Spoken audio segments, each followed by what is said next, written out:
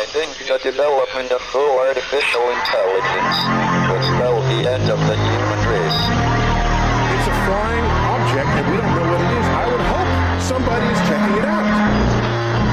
With a rocket or whatever, but incredibly fast, opposite direction. It was too fast to be an airplane. I'm glad the Pentagon is looking at this, because if it poses a threat, I want them on top of it. Well, the craft generates its own gravitational field. You said there's lights in the sky? The internet has become the command center for criminals and terrorists.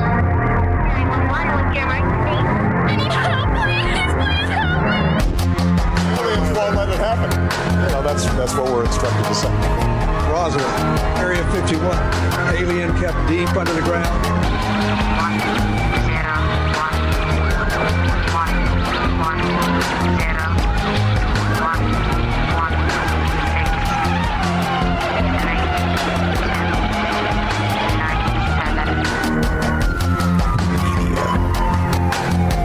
doesn't have your best interest in mind. The government is self-serving. You're here for a reason. You're listening to Troubled Minds Radio.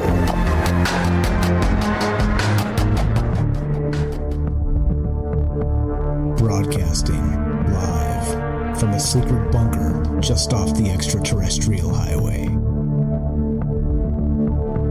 Somewhere in the desert sands outside of Las Vegas. From somewhere in space-time, loosely labeled Generation X on planet Earth.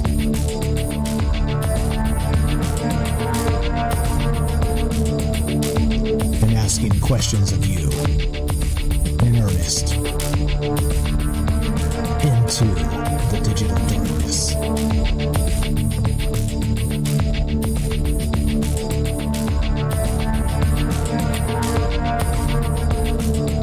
Good evening and welcome to Troubled Minds Radio.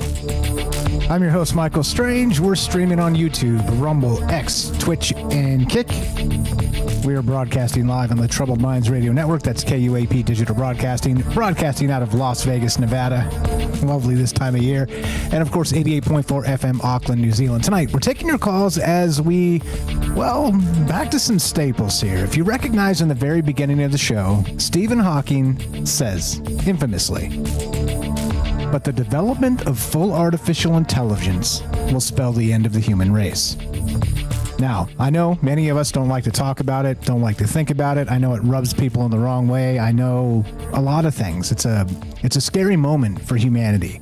Fred, shout out in the chat, said, how are you guys feeling about AI right now? It's now taken 2 of his niece's jobs. And so what comes next? Okay. So not just that, I was kind of going through some ideas, and you know me, I like to combine ideas. I like to be creative in a space and try and determine what's interesting, what's not just interesting to me, but what's interesting to the larger conversation we have. Okay. But here's the weird part. I tuned into this. I was just kind of scrolling through, and you know how the scroll and stuff works. So I forgot to put it my X stuff. Well, whatever. I don't know. I was on the fence here whether I was going to do this or not. But anyway, so we're going to do this. We're here today. Okay. And we have a few different ways we can take this, by the way. So if you guys are not feeling an AI conversation, that's cool. We can completely just shit can this and do something else. I've got a backup plan. So going to take the temperature and we'll see. But I'm going to play a few clips here from the Joe Rogan podcast today, yesterday, today, whatever, something. I don't know. I can't keep track. But Marc Andreessen, who's this individual, goes by the name of Mark Lowell Andreessen. Was an American businessman, a billionaire, blah, blah. You know, one of these guys that is always talking about something. All right. Well, here's what he was talking about recently. And now listen to this. Now this is pretty wild. And I feel this a little bit. Okay. So the quote from the thing here says, Marc Andreessen on a Joe Rogan Experience, he says, AI hasn't replaced coders. It turned them into vampires. And I thought, well, that's a curious way to look at this. And so let's hear what the man has to say. And here you go. Here's the takeaway quote. The opportunity cost of going to sleep is too high because if you go to sleep, you won't be with your 20 AI coding agents. Yeah. Anyway, let's just play the clips. It's probably better to just do it that way. Let's do it. Let's hear what this man had to say that kind of made me go, wait a minute now, like what the hell is happening? Because, I'm pretty good at looking into the future and kind of, determining what's coming next. But I'm at the point where I'm not even sure. And that's getting weird to me. So how weird does this get? But let's hear what this man had to say. Here we go. Part one, action. Just 3 little parts. It's not too long. Let's listen to this. Here's what's actually happened with coding. Here's what's so interesting. So everybody I know who uses AI for coding, you would think basically one of two things would have happened. One is they just would be out of the profession entirely, because there's no point anymore. Or you would think, well, maybe they just have a better life now because they're working less, right? And so if AI coding makes them 4 times more productive, if they can write 4 times the amount of code in the same amount of time because they've got AI helping them, then maybe they're working only a fourth the time, and they've got a great life. What's actually happened is virtually to a person, they're all working more hours than ever, to the point where there is a new term of art that's used in the Valley called the AI vampire. Which is it's when AI turns you into a vampire. You're up all night doing AI coding because you are so productive. You're getting so much done that you can't turn off. The opportunity cost of going to sleep is too high, because if you go to sleep, you won't be with your 20 AI coding agents, keeping them working on all the projects that you have them working on. And so people stop sleeping. And so I have all these friends, some of whom are quite famous, where when you talk to them now, as opposed to 6 months ago, they look terrible. They're sleep deprived. They've got bags under their eyes. They're clearly not taking care of themselves, and they're absolutely ecstatic. Okay, I cut it there intentionally. They're not taking care of themselves. They look horrible, and they're absolutely ecstatic. It's weird, right? It's almost as if it's the opposite. I mean, okay. Anyway, part 2. Again, links are in the description if you want to follow up on this and find the sources. As always, the sources are there. We're going to talk about this tonight. And like I said, if you guys are AI weary or just not into this, like I said, I got plan B. So let me know. We'll take the temperature and then get from the chat whether you want to talk about this or not. Because I'm take it or leave it. It's interesting to me because I feel this and I'm kind of living some of this now. That opportunity cost of what might come tomorrow if you miss it today, right? The fear of missing out. But not only that, the fact that it is true. I am now 20 times more productive, and I should be happy and able to sit and chill, and I can't. I'm like, okay, well, are my 20 agents running? I'm not running that kind of stack, but it is ridiculous. Okay, here's part 2 from Marc Andreessen. Shut up, Mike. Let's hear it. Go. Because they are able to produce 5 times, 10 times, 20 times more code per hour than they could in the past. And so they are just absolutely ripping through, every project that they've ever wanted to do at work, every coding project they've ever wanted to do at home. I have a Wall Street friend who has a computer science degree from MIT from 35 years ago and then became very successful in Wall Street, so he stopped coding. I was just with him this week. He's picked up coding with AI. He's completely re-automated his entire house. So he's got like AI jukebox and security cameras and pet robot dog pets, and like got like every smart fridges and every conceivable thing you can imagine.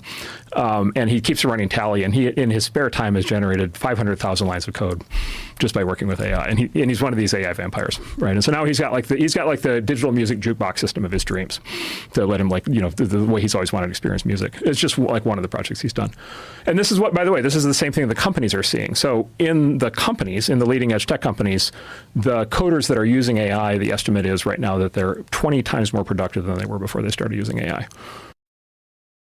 20 times, right? No big deal. No big deal. Okay. Anyway, so one more clip and then we won't hear from this guy again. I don't even like this guy. I mean, he's a billionaire. What's to like, right? I mean, Anyway, part 3. Here we go. Hope everybody's well. I see everybody's got the flu out there. What's going on? Everybody got the, I'm not going to say it. I'm not even going to say it. Here we go. Part 3, action. Right. So they're generating 20 times more output per hour. And then you just think, like, logically, what does that mean? Okay, so if there's only a limited amount of software that people want in the world, then yeah, you're going to get mass unemployment. But then there's the elasticity effect, right? Which is what if it becomes super cheap to get code? It turns out there's way more demand for code in the world than was ever able to be satisfied under the old economics. every company I know has 1,000 things that they've wanted to have code for that they've never been able to get to. It's just the projects that never make the cut, or the projects that aren't cost effective in the old model. And all of a sudden they can do all those projects. And so these companies are like ripping out code. They're releasing products like at a far faster rate of speed. They're adding like features like much faster. They've moved into turbo mode, and in fact, what's happened is coding salaries have correspondingly inflated. So the top coders in AI make $50 million a year. Yo. Yeah, because. Right, like they've got the silver bullet, they've got the philosopher's stone, right? Okay. Is this sustainable? Yeah. Not only is this sustainable, this is going to intensify. Not only is this sustainable, this is going to intensify. Now, that's the funniest line of the entire thing. And it's also not funny in some ways. Okay. And this is, like I said, there's a lot of people out there that are very worried about this and this shrinking space of that opportunity cost of what comes next. Okay. Now, as you guys know, I'm deeply into this. I've vibe coded a ton of things. I've got a nice little product I can show off tonight. It's not something I'm selling yet anyway, but it's a nice little thing that I built for Troubled Minds. It's kind of neat. So anyway, like, this is weird. This whole thing is incredibly weird that we're talking not just, once again, vampires, but we're talking about code and these monsters, right? The monsters in the code that we're always talking about, the gremlins and the goblins, the goblins in the cockpit or the gremlins in the mine or whatever it was, vice versa. I mean, this is weird. So let's take the temperature. How you guys feeling about it? Like I said, if you don't want to talk about AI and the economy and, sort of the human fear factor of this, that's cool. So we'll take the temperature, talk to James here. Hope he's feeling better, and take your calls as well. We got Joe in Florida already with his hand up, but be right back. More Troubled Minds in just one moment. Do not go anywhere. A word from our sponsor. In this case, that will be Human Inspiration. Do not go anywhere. Be right back. More Troubled Minds in just one moment. In a world increasingly shaped by AI, Human Inspiration remains the beating heart of creativity. Alien Skin by Tremble, a hauntingly beautiful piano ballad, reminds us that while algorithms can mimic art, the raw, unfiltered emotions of human experience are irreplaceable. So here I sit, locked in my room again.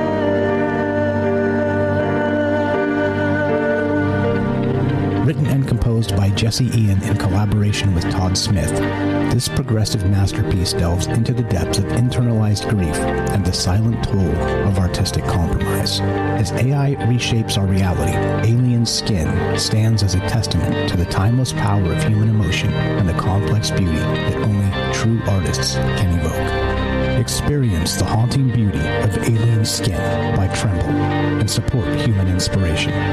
Available now on iTunes. Welcome back to Troubled Minds. I'm Michael Strange. Let us continue, shall we? Okay, so Daryl in the chat has a good question. It is all about AI now, isn't it? There's a lot to discuss. Why aren't we talking more about AI? I'll tell you why I don't on the show. Because there's always a backlash. There's always a bad taste. There's always people popping off in the chat. It's contentious a little bit. It is sort of tugging at the human spirit in some way by talking about it in favorable terms. And I'm not even sure it's favorable. I mean, this is where this discussion really comes into play because you guys are seeing it out there. We're starting to feel it in the greater world. It's affecting jobs. Shout out to Fred there with his two nieces that lost their jobs to AI already. This is the type of stuff that's coming. And so for me, and let me frame this so you see this appropriately through my mind, okay? I see this as a changing of the guard, not just in terms of the economy of where we came from, but into the space of opportunity. Okay. Because every time there's a sea change in technology, like the internet, think about the internet when that came around. Okay. It's 1990, 92, 93, 94. That was before the internet was ubiquitous, before everybody had a computer, and then smartphones weren't even out yet, but it made many, many, many people tons of money. Coders started to become a thing, website developers. And there was a lot of success that came with it. Okay. But then of course, a lot of the other stuff that comes with, the surveillance and, Facebook and all the stuff we always talk about on this show. So there's never, entirely a good thing. There's always sort of a double-edged sword to these ideas. And so the way I see this is, for me, it's opportunity. Okay. Because look, I'm getting old. Let's be real. Look, see the gray hair? I'm getting old, right? I'm not loaded. I don't have a fat retirement. I don't even own a house. Okay. And so I see this as like a chance. All right. Maybe there's a chance here. Maybe I can get in on this wave. I missed the internet wave. I learned a ton, but I didn't get what I should. I mean, in my opinion. Okay. But what does that mean? That I didn't get it? I didn't work hard enough? I didn't, like, I don't know. It's the dumb decisions I made. Maybe I did too many Troubled Mind shows and not enough going to college, right? Or something like this. You know what I mean? Like, maybe that's it. Maybe it's not. Maybe it's something else entirely. Maybe the time wasn't right. Maybe whatever. You get the idea. I see this as a sea change, not just in terms of, let's say, these large companies turning over, and they are going to lay off a lot of people, but also they're incredibly vulnerable at this point. And here's why I see it this way, is because every single actual industry out there is now ripe for the taking. If anybody wants to sort of bootstrap up and just go as a solopreneur, they call it, you can challenge some of the largest companies in the world by yourself. Okay. And so when we have this level of democratization of code and software, then suddenly that software space that was one of the richest places in the world in terms of IP, intellectual property, now suddenly that's going to become quite a bit less. And companies like Cisco and companies like Oracle, like these guys have been just top of the game forever, and now they're highly vulnerable because those code bases are old and bloated, and I mean, they got to get to it. But the thing is, we can move faster, we can iterate, we can be leaner than them. Anyway, that's just the way I see this. But also there is that dark side of people are going to be losing jobs. And if you don't know how to work this stuff, certainly you're not going to be in demand to get new jobs. You get it? So I'm imploring you to, as I always say, just take some time to learn this. Please. That's just my message to start. Like I said, if you guys don't want to talk about AI tonight, that's cool. I got a whole thread that's kind of adjacent, but it's fun, it's interesting, and it's a choose your own adventure. Okay? So we'll do that and do some storytelling instead. But anyway, enough rambling from me.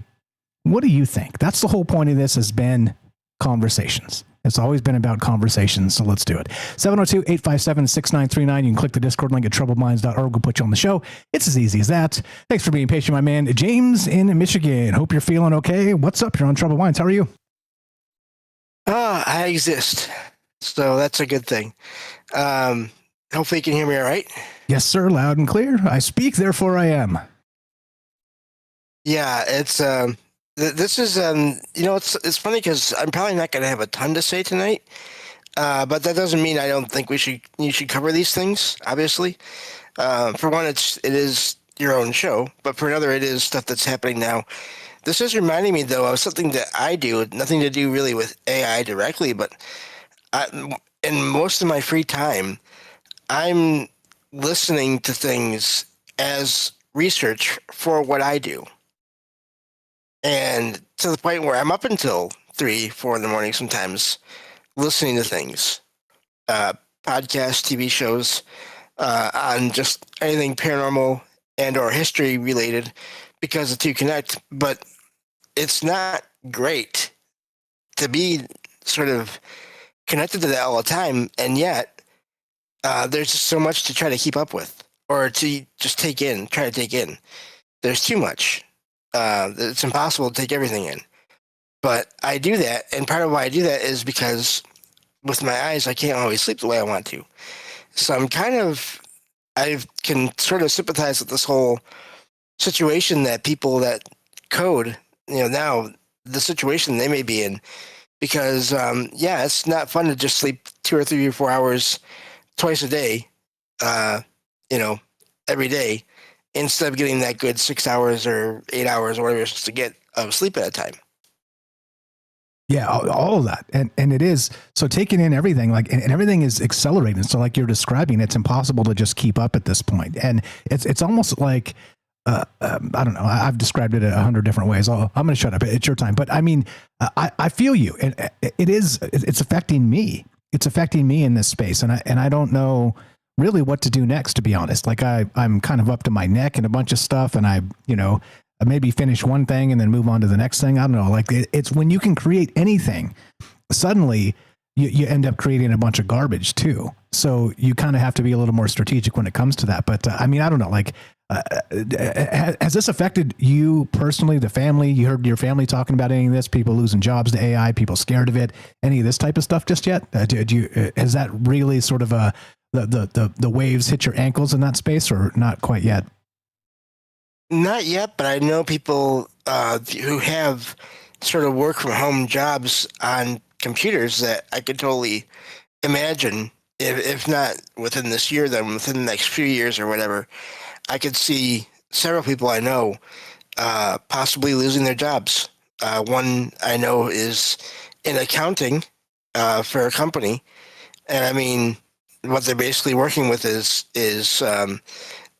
invoices and account databases and all that kind of stuff. Well, that can be computerized at some point. If the company hasn't yet, I'm sure they will eventually. Now, luckily, this person that is in that job, they're getting older and they're probably going to retire in a few years anyway. But for those that are not quite that old yet and are in those kinds of positions, that is scary. I haven't had too much of it with family, though, getting fired as of yet. But I mean, if it's happening to people that we know through the show, then it's happening to other people out there as well. I'm sure it scales.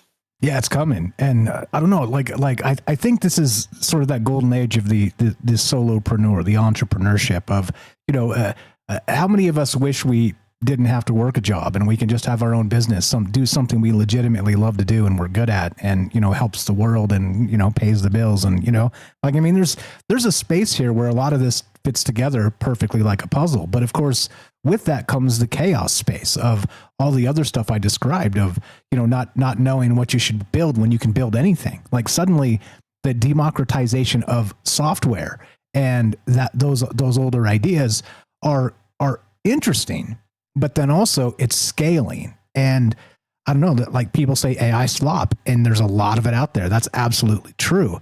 But as you guys know, you've been with me through most of this journey here of not just sort of learning how to use these tools. Remember back to the days of OpenAI when it first came out with ChatGPT, and we were having fun doing the Nessie and the Bigfoot rhymes and the stuff like this. I mean, it's interesting. It's neat, but it's come so far in 2.5 years that suddenly they're saying that the software itself is solved. So what the hell does that mean? And oddly enough, now here's the thing: when you say that, you would expect like the coder jobs to go away or to dissolve. But that guy just said that the top coders right now, the salary is going up because they can do a ton of things at the same time now because they're immensely talented people. So I don't know. I think we're in for a chaotic ride because nobody knows what's coming. Nobody can foresee that future. But I thought it was interesting that he noted that the top coders in the world, they're not suddenly becoming obsolete. They're becoming more valuable. Wild stuff. What else you got, James? Well, I'm happy to sit in and comment when I can, when I have anything to say. I do wonder, I mean, if this is not good for people's health, what is that going to lead to? What kind of, are people going to, if they're sitting up all night like that every night, there's going to be permanent consequences. On the other side of all this, I think it's amazing that, now you're hearing about people that are looking for human-generated content more than ever before, here and there, whatever we can look and try to figure out what's AI and what's not. And I think that's only going to increase. But, I mean, again, that's just going to add to more of the chaos. Amen. And that's what this is all about. This is about talking about these ideas. And what is that chaos? Do you feel it? Is it here? Has it arrived? We're here with James Salcido tonight, again, the paranormal expert of troubled minds. You know him, you love him. SalcidoParanormal.com. That's SALSIDO, paranormal.com. Go follow James. Go buy his books. Let's help the man out. What do you know about this? We're talking AI tonight. I got some interesting angles to take. It just depends on where you guys want to take this. Let's talk about it. Do you feel the stress coming? Do you feel overwhelmed? What the hell's happening out there? And how weird is it going to get? 702-857-6939. Click the Discord link at troubledminds.org. Be right back. We got Joe in Florida coming up, Daryl in New York, and your calls as well. Do not go anywhere.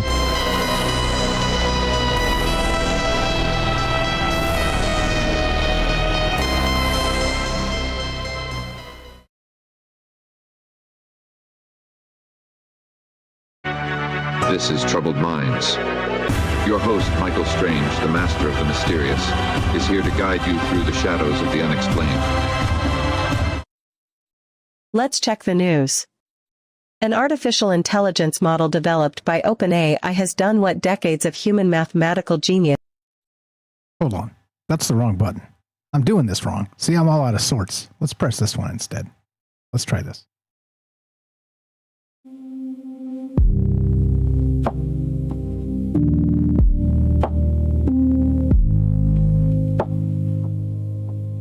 The screen stays warm after the room goes dark. 20 windows breathing in the quiet. I told myself I'd only check one more thing. Now the clock is just another window I don't close. The agents do not sleep. They keep writing while my eyes are shut. I stay because the work keeps moving, even when I'm no longer here to watch. Something older used to wait for morning. Clay and parchment learn to hold their peace. These ones keep working in the space I leave. They treat the hours I once claimed as theirs. The agents do not sleep. They keep writing while my eyes are shut. I stay because the work keeps moving, even when I'm no longer here to watch. I became the kind of thing that stays awake, not from hunger, just from being needed. The body learned to feed what never rests. I'm not sure I like that one. What's up, everybody's well tonight? What's up, Joe in Florida? Coming up next, we got Daryl in New York. What's up, Michael W, Matt Sal, and APOC? I see on YouTube. Sorry, on what is it? Discord. Hello, good evening. Who did I miss? What's up? First over there on YouTube, Stephen England and Fred. How you guys doing? Yeah, let's talk about this. It's weird, right? Unseen Steve McQueen. We got Eli. So much Jake. What's up, Jen? Hope you're feeling better. Welcome back. We've got James. We'll talk to James. We'll talk to more with James as we go. Just reading the chat here. Hello, good evening. Hello. If I missed anybody, just say hi. I'll circle back and say hi. And what's up? NFG says, what is objectively wrong with the obsolescence of human creativity? Yeah, I mean, right? That's a good question. Ioxy, how you doing? Michigander, I see ya. Hello, guys. We got Puff, and that's Hiker over on Rumble. Here we go. Troubled Minds happening now. Let's go. LFG, here we go. Strap in. More coming up now.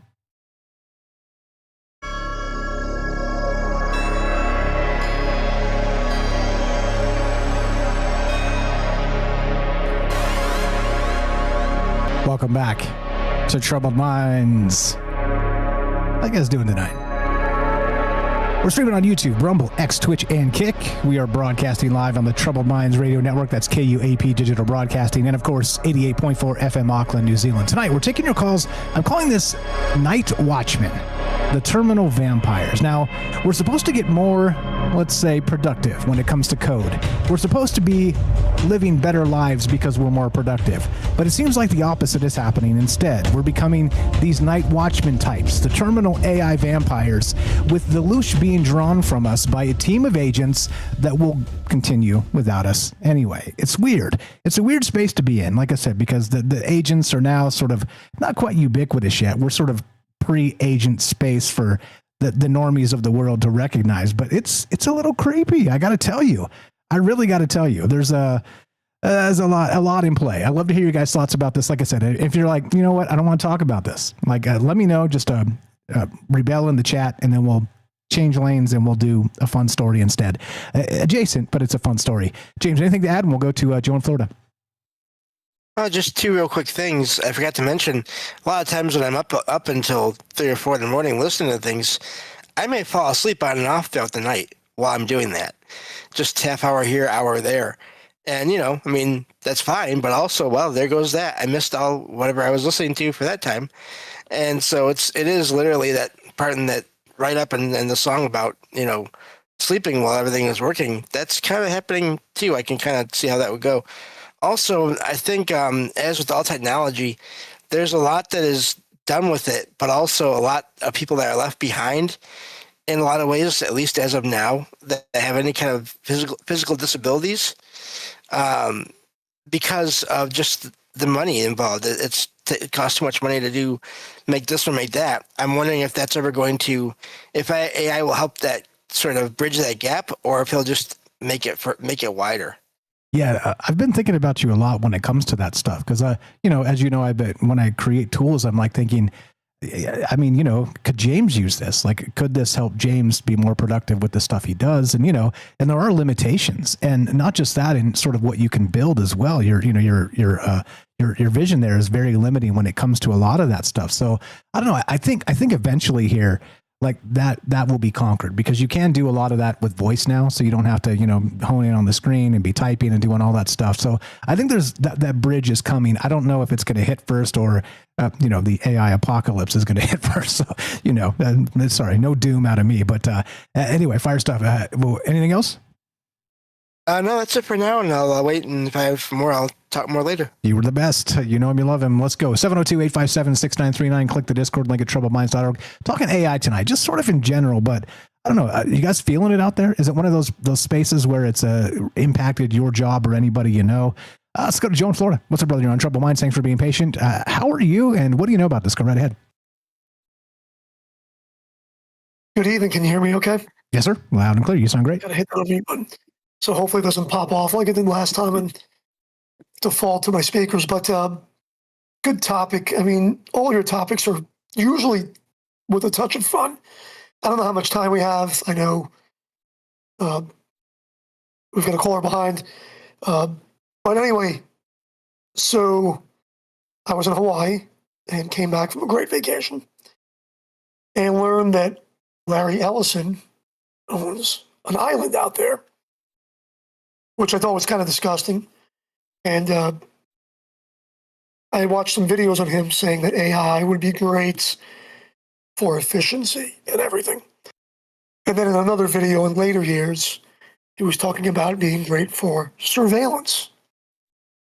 So, and then let me go back to that clip that you played with Joe Rogan. I don't know, it was the first time I heard that clip. I agree with you, whoever that guy was kind of creepy. He kept spinning it out a mile a minute with very little examples. The only example he gave was his friend has a jukebox, finding the way he wants it. And that's bullshit because there's Spotify, there's Pandora, there's things out there that it wasn't even a good example. What is AI? What kind of a virtual DJ, virtual jukebox does he have? Was it making its own songs without any, heart or soul? I get it. I know you have songs for intermission and they're pretty good. But sometimes when I'm singing an old song, you feel the emotion because if you could think past the artist or what the artist was thinking, that to me, for now, means something. Albeit there are some AI bands, or there's an AI group that I do have one or two songs downloaded because they were curiosities. And I really haven't played them at the club because you could tell. There's Infernum is a big one. Infernum is a big group, or it's a big AI music thing that is remaking everything from KLF, which I found, to the Eurythmics. And while it's a neat thing, when you hear the vocals, you're like, Rihanna wouldn't sing this, but the vocals are done like Rihanna with this Celtic background. And while I think as a DJ, it's pretty neat, I don't always would play it. But anyway, the vampire, that guy, I could see that. I had a friend of mine in the 90s that took some shrooms and coded all night. He was a coder. And he was motivated. He read a bunch of stuff and coded and did all this stuff. But now you're talking these power elites, these narcissists. Like I said, we all have a cult. That's their cult. And it's disgusting. Can we stop it? No. Because if we stop it, somebody else is going to do it. Now, closer to home, when I got home and where I live, they apparently want to, I didn't think they could put a data center up in this county because the county is so densely populated. But sure as crap, they're going to put one up. And let's not call them data centers. I really think we should call them AI surveillance centers, quite honestly. And I'm going to tell you why. I'm walking the dog, and I'm bouncing all over the place, but I have stuff written down. Flock cameras. There's going to be so many flock cameras watching us that you're going to have some kind of a center to parse that video to understand what everybody's doing. Okay. So, by the way, if you don't like a flock camera scanning your license plate every day, I'm going to I better not make a suggestion because it might get us taken down. But it has to do with a 3D printer and taking a picture of a vehicle in the parking lot that's probably the same as yours and having a license plate printed. Whoa. I think I think I misheard you. I think you said printing your own squirt gun to keep in the drawer at home. I think that's what you said. Yeah. You mispronounced squirt gun, sir. It's for entertainment purposes. So the other thing that you have to talk about or think about in Florida and in other states, Georgia has a data center, and the town is going to have to there's a town, Georgia just came out, and it's been coming out, but the water's turning yellow. And in Florida, we have a drought. If they put this data center in, or they want to put it in the county that I live in, you're going to create scarcity. So I want everybody in this audience right now to picture the 15-minute city that they talk about. Not that a 15-minute city is bad, because I've read some things about it, and we all would like to work locally, the key word being work. But in a generalization, most of us don't like to be controlled. So how would you control people? Okay, and I feel like Charlie Day, I put a meme up there from Sunny in Philadelphia. But anyway, how would you control people? First of all, you have the data center. What does the data center need? The data center needs water. What did Nestle say? The CEO. Water shouldn't be a right. Water's a commodity. So how do you create a commodity? You create scarcity. Go back, how do you create scarcity? You put a data center in. It's going to pump water out of the aquifer. So now what happens? In parts of Florida, we have sinkholes. Okay? You start pumping water out of the ground. People don't have water. People don't have wells. They're going to have to move. Now, when they have to move, the government should pay them eminent domain. But the government's not going to pay them full value for eminent domain if they don't have water and if the town is moved underneath. Okay. On top of that, you could add the alpha-gal syndrome from the ticks and the viruses. So that's another modicum of control. Also, gas prices, keeping people local. All of it's controlled. All of it is to make you stay home. All of it. Maybe. I mean, I think the control is so fractal at this point and run by so many big players that I think any take like that is relevant. It hits home because there's some truth to it, and I think this is part of that problem. We've talked about this, you and I and James and everybody else who's been part of these conversations. We've talked about this stuff for years. There's a surveillance state and how it's accelerating and metadata and all the rest of this. But then suddenly, now it seems to have once again turned on its head. And so instead of, if you've noticed, Google is changing next week to not be drawing data from actual human-made articles and websites. Instead, it's going to prioritize its, Gemini, whatever the recaps. I mean, so, and this is one of those 1984 surveillance state things that's a little bit scary because that singular prompt means that there is no sort of non-consensus take. It's just, well, here's the truth. Go get them, Tiger. You got the truth now. Sorry, go ahead. No, because it's faceless. I mean, you are correct. It's faceless. So what is the truth? And then the thing is the scary thing is we have and I'm not too educated with all of this stuff, but there's bots and bots and bots and bots. And you and James have said the key word. We are bombarded and overwhelmed. Okay.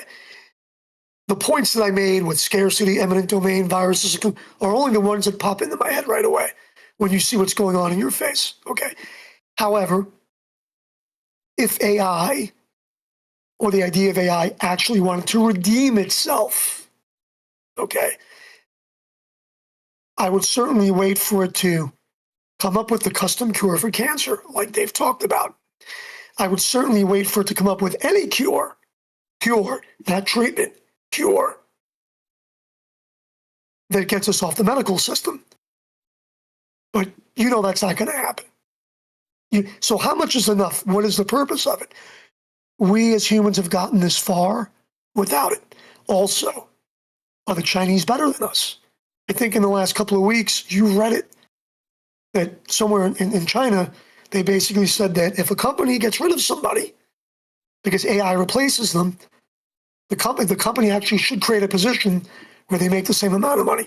So that means if a coder went from coding and lost his job to AI, he could go be a custodian, but he's got to make the same pay as a coder. Thus, the idea of should it be a tool, or are we going to let it take over? We know that with our current government, if anybody remembers the word laissez-faire from their history courses, hands-off government, we always shift back and forth. And the bigger question is, what is the role of government going to be? Because we've got 80-year-olds running the country. What is the role of government? Yeah. Hawaii, that I just left, God bless them.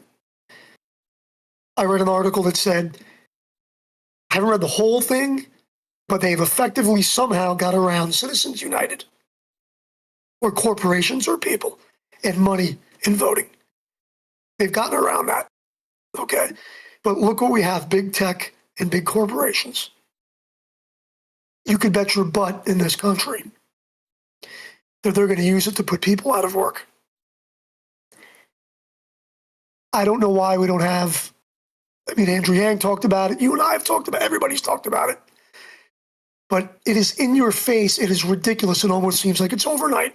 And when you look at a map of the country, these data centers are going all over the place. I probably wouldn't worry about them so much if they weren't so resource heavy. Okay.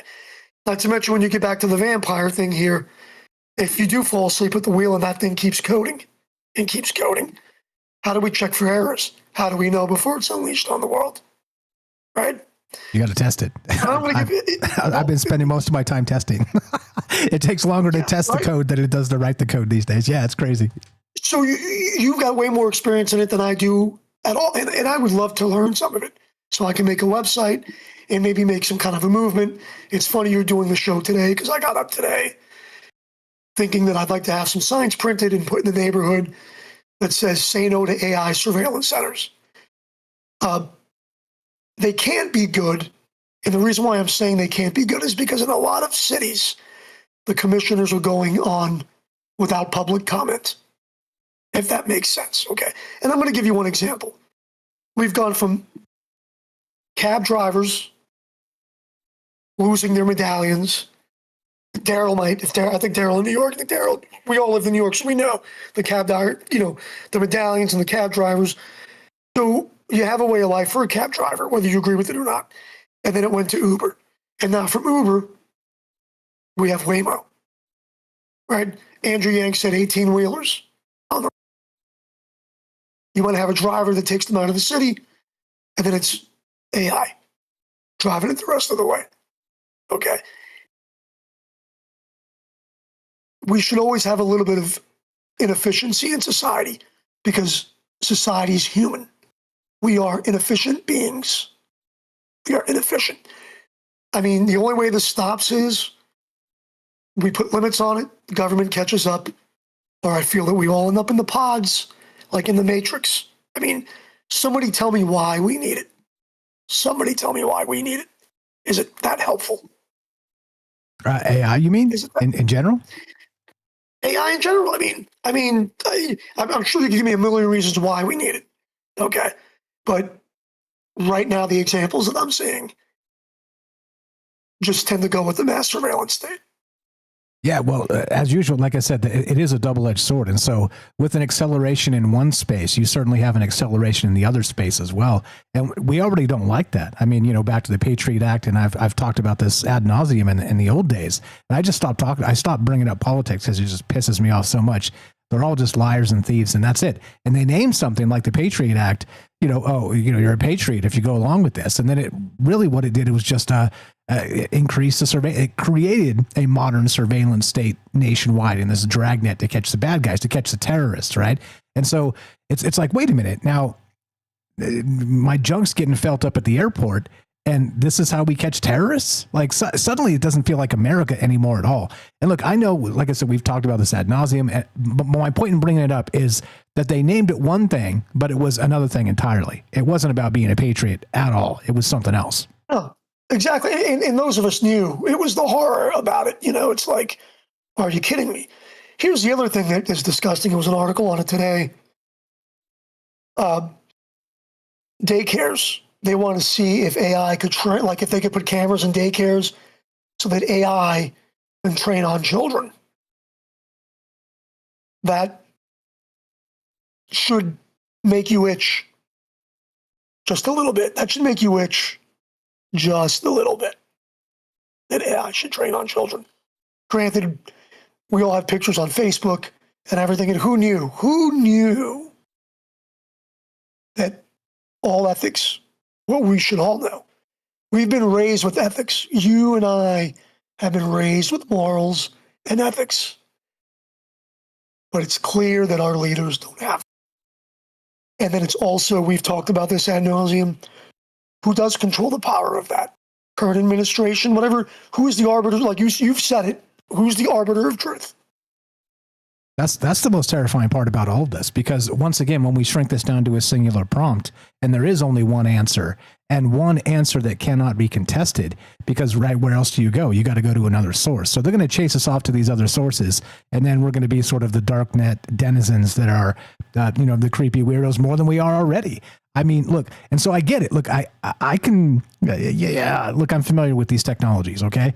And I see the good, but I also see that bad accelerating, and I don't know what to do, to be honest, because it is so fractal, so accelerationist that, look, and you can even say that eventually there's going to be this modern utopia, but to me, that sounds like a bait and switch. It always has. Anytime anybody says, "Oh, well, look at all these great things that will come of it," and they just give you the rose-colored goggle, bright vision of things, they're lying to you. Like it's like, come on, stop it. Like, look at me.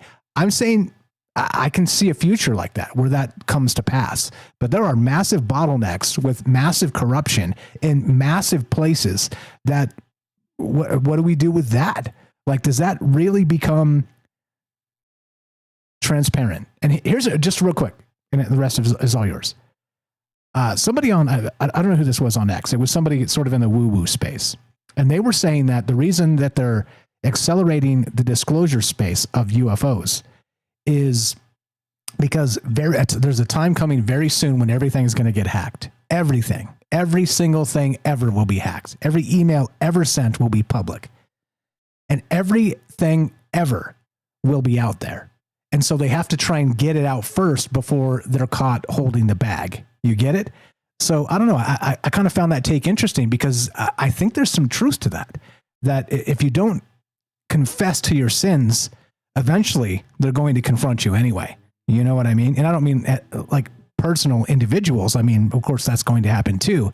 And the worst of us will hopefully be drawn out into the light. So if you're a terrible person, God be with you. I mean, I'm not. Look, I'm not. I live clean, thank God. I'm not. I don't break the law. I don't do any of those things. So if you drag my worst habits out into the light, I'll be like, well, sorry.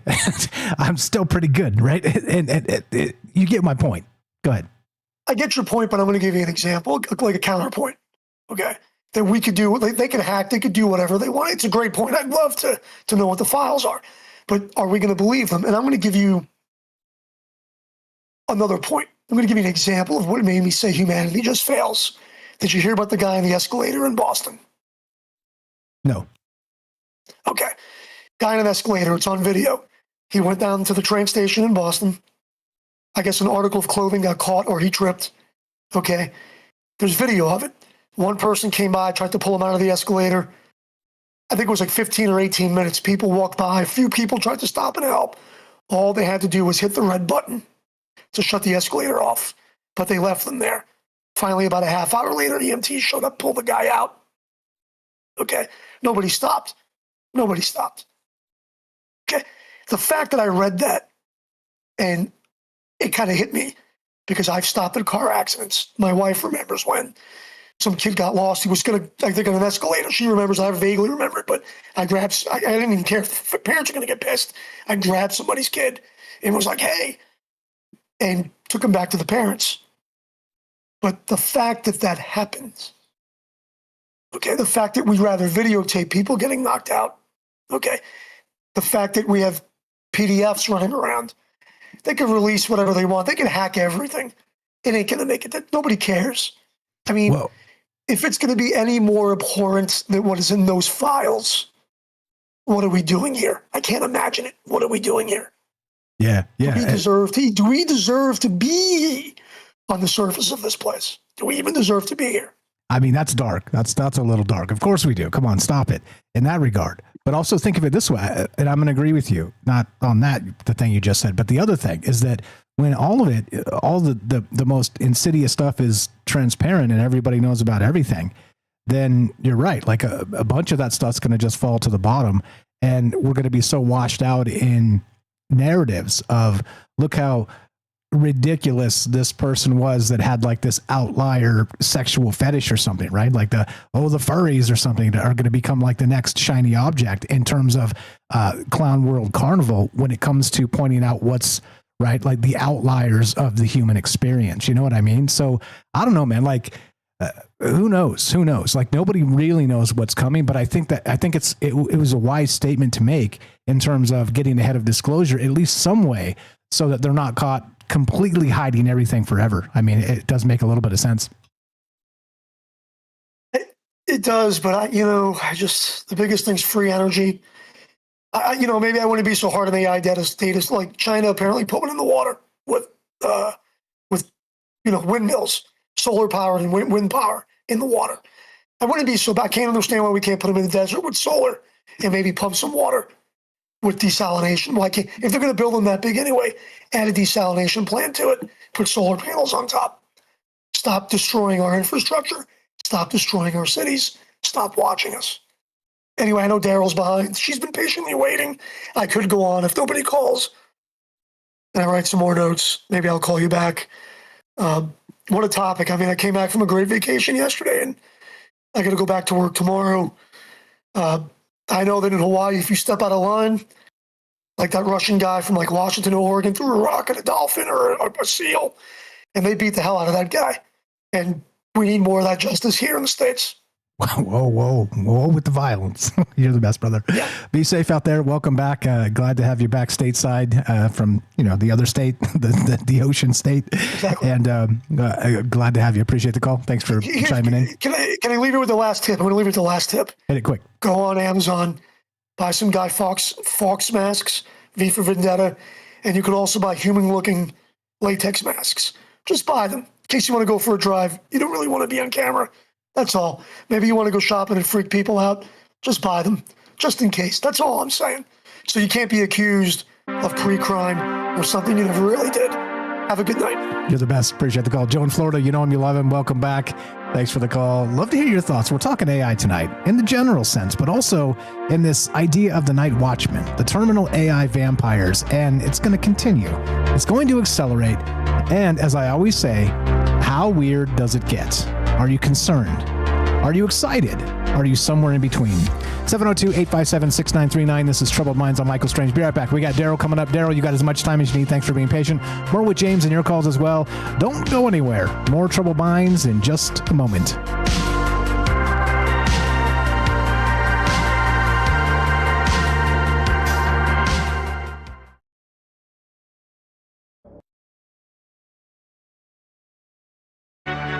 This is Troubled Minds. Your host, Michael Strange, the master of the mysterious, is here to guide you through the shadows of the unexplained. Let's check the news. An artificial intelligence model developed by OpenAI has done what decades of human mathematical genius could not, solving an 80-year-old conjecture known as the planar unit distance problem. The puzzle, considered by 20th century mathematician Paul Erdos to be his most striking contribution to geometry, asks how many equal-length connections can be drawn between a set of points on an infinite plane. Not only did the AI solve it, but it overturned Erdos's own prediction, demonstrating that points arranged in asymmetric patterns can yield far more connections than previously believed. Cambridge mathematician Tim Gowers called it a milestone in AI mathematics, stating the proof would have earned immediate acceptance in the prestigious annals of mathematics. Turning to developments in mental health research, a new study using brain scans is shedding light on how a teenager's neurological response to loss may serve as a biological link between impulsivity and suicidal ideation. Researchers say the findings could help clinicians identify at-risk youth earlier and with greater precision. And in the ongoing effort to build a permanent human presence on the moon, a Colorado-based company called Lunar Outpost has secured $30 million in new funding to develop a smaller lunar rover called Pegasus. The compact vehicle is designed to complement the company's larger Eagle rover and is targeted for a moon landing in 2028, aligned with NASA's Artemis 4 mission timeline. Lunar Outpost envisions an autonomous robotic workforce handling construction of lunar habitats, landing pads, and energy infrastructure, with Artemis 4 marking the first time in history an astronaut will work directly alongside one of their rovers on the lunar surface. Thanks for listening to the Troubled Minds Radio Network. Indeed. Yeah, it's complicated. I think not just the news is accelerating, everything's accelerating, and it's hard to deal with. It's hard just to keep up considering the ideas, let alone process them. See you guys in the chat. Thanks for being cool and chill, nice to each other. Appreciate you very much. What's up, Gaston? Joe in Florida, thanks for the call. More from James, you're the best, brother. We got Michael W., Lunging Mule, Sanchez here. Yeah, sorry. I mean, I wasn't going to do a show tonight, but I don't know. It kind of got down to the wire, and I was like, I don't know. I feel like this is an outlet. This is a a zeitgeist societal outlet, not just for myself, but for us collectively. So I don't know. Like, it's really hard for me to miss shows because I have so much going on, but. Anyway, sorry about that. I mean, I'm apologizing for not missing a show. I mean, see how upside down and inside out things are. What's up, APOC? How you doing? Hello. Your pod people miss you. What's up, Matsal and Daryl? Daryl in New York coming up. Hope everybody's well tonight. The Bug Mozzie, we got Fred, Ioxy. Yeah, I mean, I don't know about the AI here to help you in terms of. I don't know. Like, I just see things a little bit differently. What's up?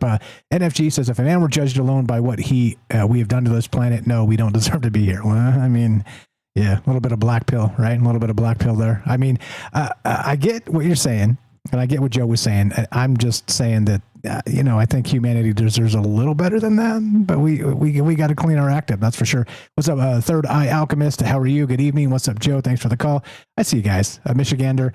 Yeah, look, I don't know. I mean, and don't forget too that I contradict myself quite a lot because I change my mind a lot, and because these things are complicated. I think when you just get stuck in one space of the political idea of red or blue or whatever, I think and scale that idea.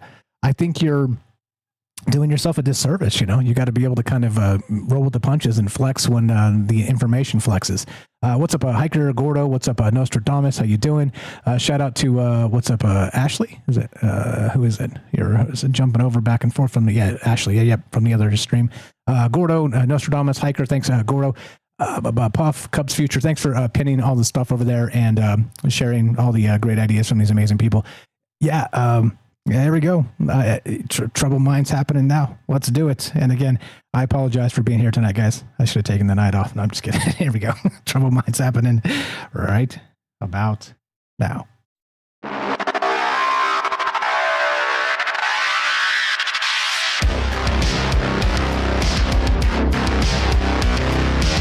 Welcome back to Troubled Minds, all the places, all the things. Hope everybody's well tonight.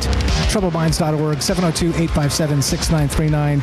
Click the Discord link. Come say hi. Come meet all these amazing people that make this show go. It's not just about me. It's about us. It's about a conversation. It's about the great conversation, as we like to call this. Tonight, I'm calling this the Night Watchmen, the terminal AI vampires. And look, AI is supposed to make us more productive, right? It's supposed to make us happier and live a better life. But suddenly, people are staying up all night because of, let me read this Marc Andreessen quote, "The opportunity cost of going to sleep is too high because if you go to sleep, you won't be with your 20 coding AI agents," right? If that isn't the most dystopian thing I've ever heard in my life, I don't know what is. And so suddenly, right, and of course it's taken out of the context of the larger statement he made. We played the whole clip earlier, but you get the idea. It seems weird. It seems weird here that, if you're 75% more efficient, that you would have more time off to be cool and chill as a human, but it seems like it's becoming the opposite, which is not the best. James, anything to add? And we'll go to Daryl. She's been very patient. Thanks for being patient, Daryl. Welcome back, James. Just a great call from Joe, and looking forward to the rest. You are the best. 702-857-6939. Click the Discord link at troubledminds.org. Just talking AI in general tonight, but not just that, this weird thing where things are supposed to be getting better and things are just becoming more and more chaotic. What does it mean? Daryl, you're on Troubled Minds. How are you? Welcome, and thanks for being patient. Go right ahead. Hey, no problem. Great call from Joe, and a great subject. You can hear me okay, I hope? Loud and clear. Great. I was reading, I like to read the comments after somebody drops a new item of information that's a little bit, unusual or groundbreaking or whatever. And apparently this AI burnout is not from coding for 14-hour days, let's say, but it's from supervising the AI that does. Apparently, they're making a lot of errors, and you have to keep checking it. They say, prompt, check, fix, reprompt, approve, repeat. And your brain never settles into one mode. It's the most exhausting kind of not doing the work. And one other person said, AI-generated code is not ready. It generates more bugs, more bloat, and more security holes, and is nearly impossible to validate. So I think I don't trust AI. Like I found also every time I tried to use it, it had a lot of bugs. It wasn't really, doing exactly what I wanted. There's always something they would forget, or there was something missing.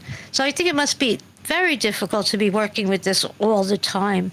And, I don't know how they maintain enthusiasm during this kind of process. I'm thinking also, like, where are all those, those telemarketer jobs going to go?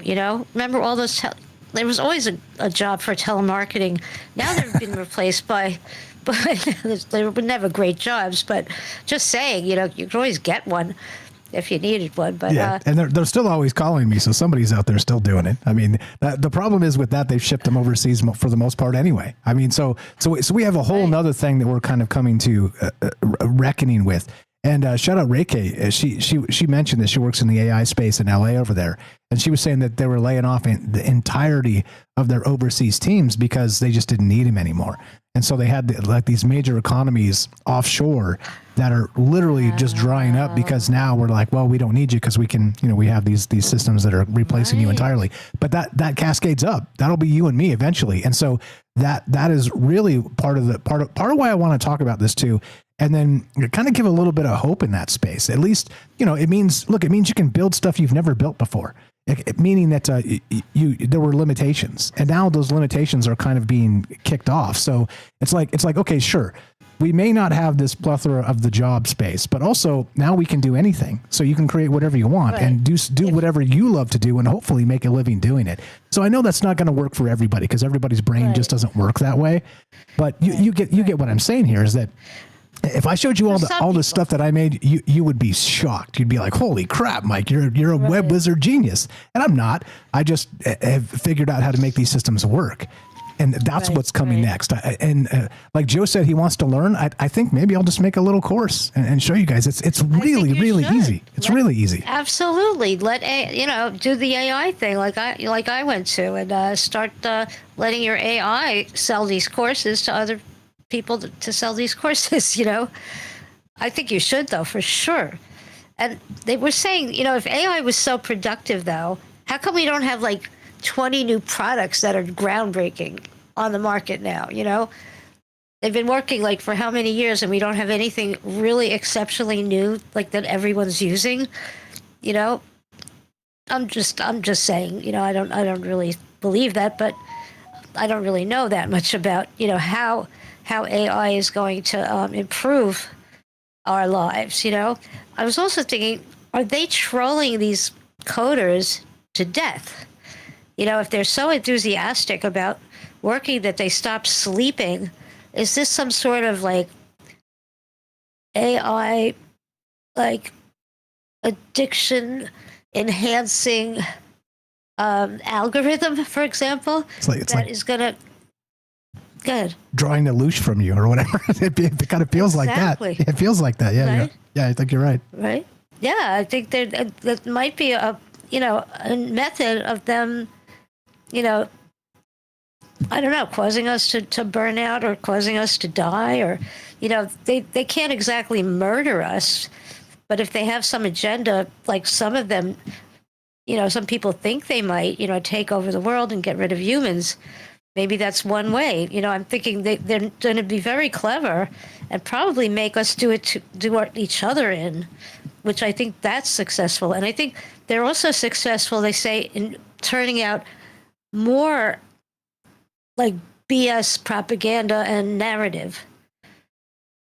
Like 10 times or 100, right? Like as soon as you have one post, you have 1,000, and they're all AI.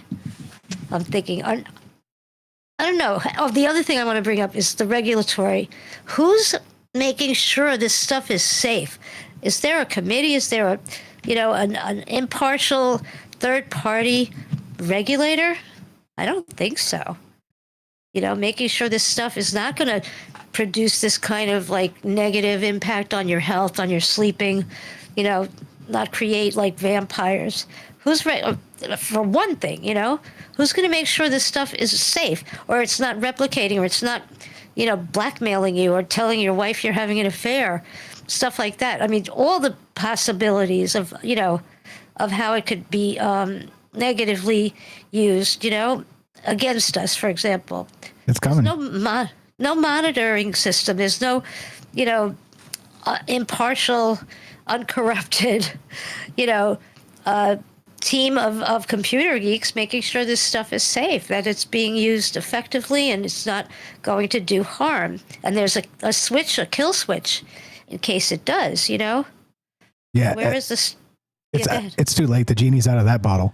And I'll tell you why. So all the stuff that Joe was saying about data centers, there's a very heavy propaganda aspect to that.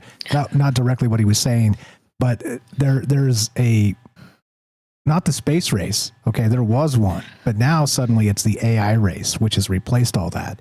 And there's a lot of propaganda flowing through about data centers and some of these other things, which are, I don't know, it's maddening because we can't ever get a true signal of what is and what isn't. And so to make the right decision, we have to be able to parse the propaganda space. Okay. The second part. So that's one thing with the data centers. And then in a larger context, the cloud computing, like it's weird because we are already seeing the spaces of a local model. Now, a local AI model just means that you unplug your computer, there's no internet, there's no Wi-Fi, and you've built your own on your computer, okay, on your laptop or whatever. And then so you can, and it knows you, and it doesn't connect to the internet, it doesn't do anything, but you've trained it to do what you need it to do and to sort of know your interests and know your schedule and know all this about you. It's like a Google Calendar on steroids. But it's not really corruptible because you know the weights when you first got it, you trained it appropriately. And so this is already happening, and you're able to code with these things without these massive data centers anyway. So I can see sort of the democratization of information happening that doesn't need a data center at all. And so to me, when I look at it, I'm like, okay, so what do we need that for? And so Joe was right, I think, in that it's a larger surveillance system. Partially. If not that. Yeah, go ahead. No, I'm saying, why are we spending a fortune on these data centers as well that are going to use all this energy? Why are we using so much energy? Why can't we figure out a way, or AI can figure out a way not to use so much energy?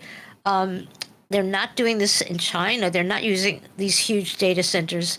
They already have enough data centers. I mean, they're totally spying on their citizens without using all the energy in the world, or of a small city every hour or whatever the exaggerated amount they're telling us it's using.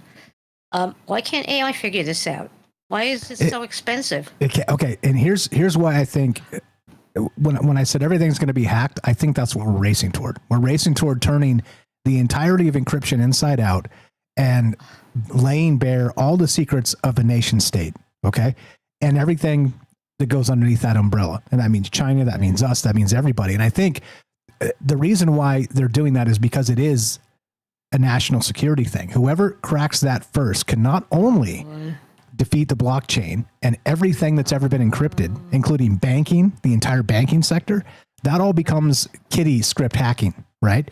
But then beyond that, there's the larger aspect of this, that the second you can do that and crack anything that's ever been encrypted, then you can also be ahead of whoever's behind you, okay? And then have it defend against that level of attack. Right. And so if you're the first, if you're ahead, then in that space we have that's what these data centers are for. They are to crack the highest level of encryption anywhere in the world.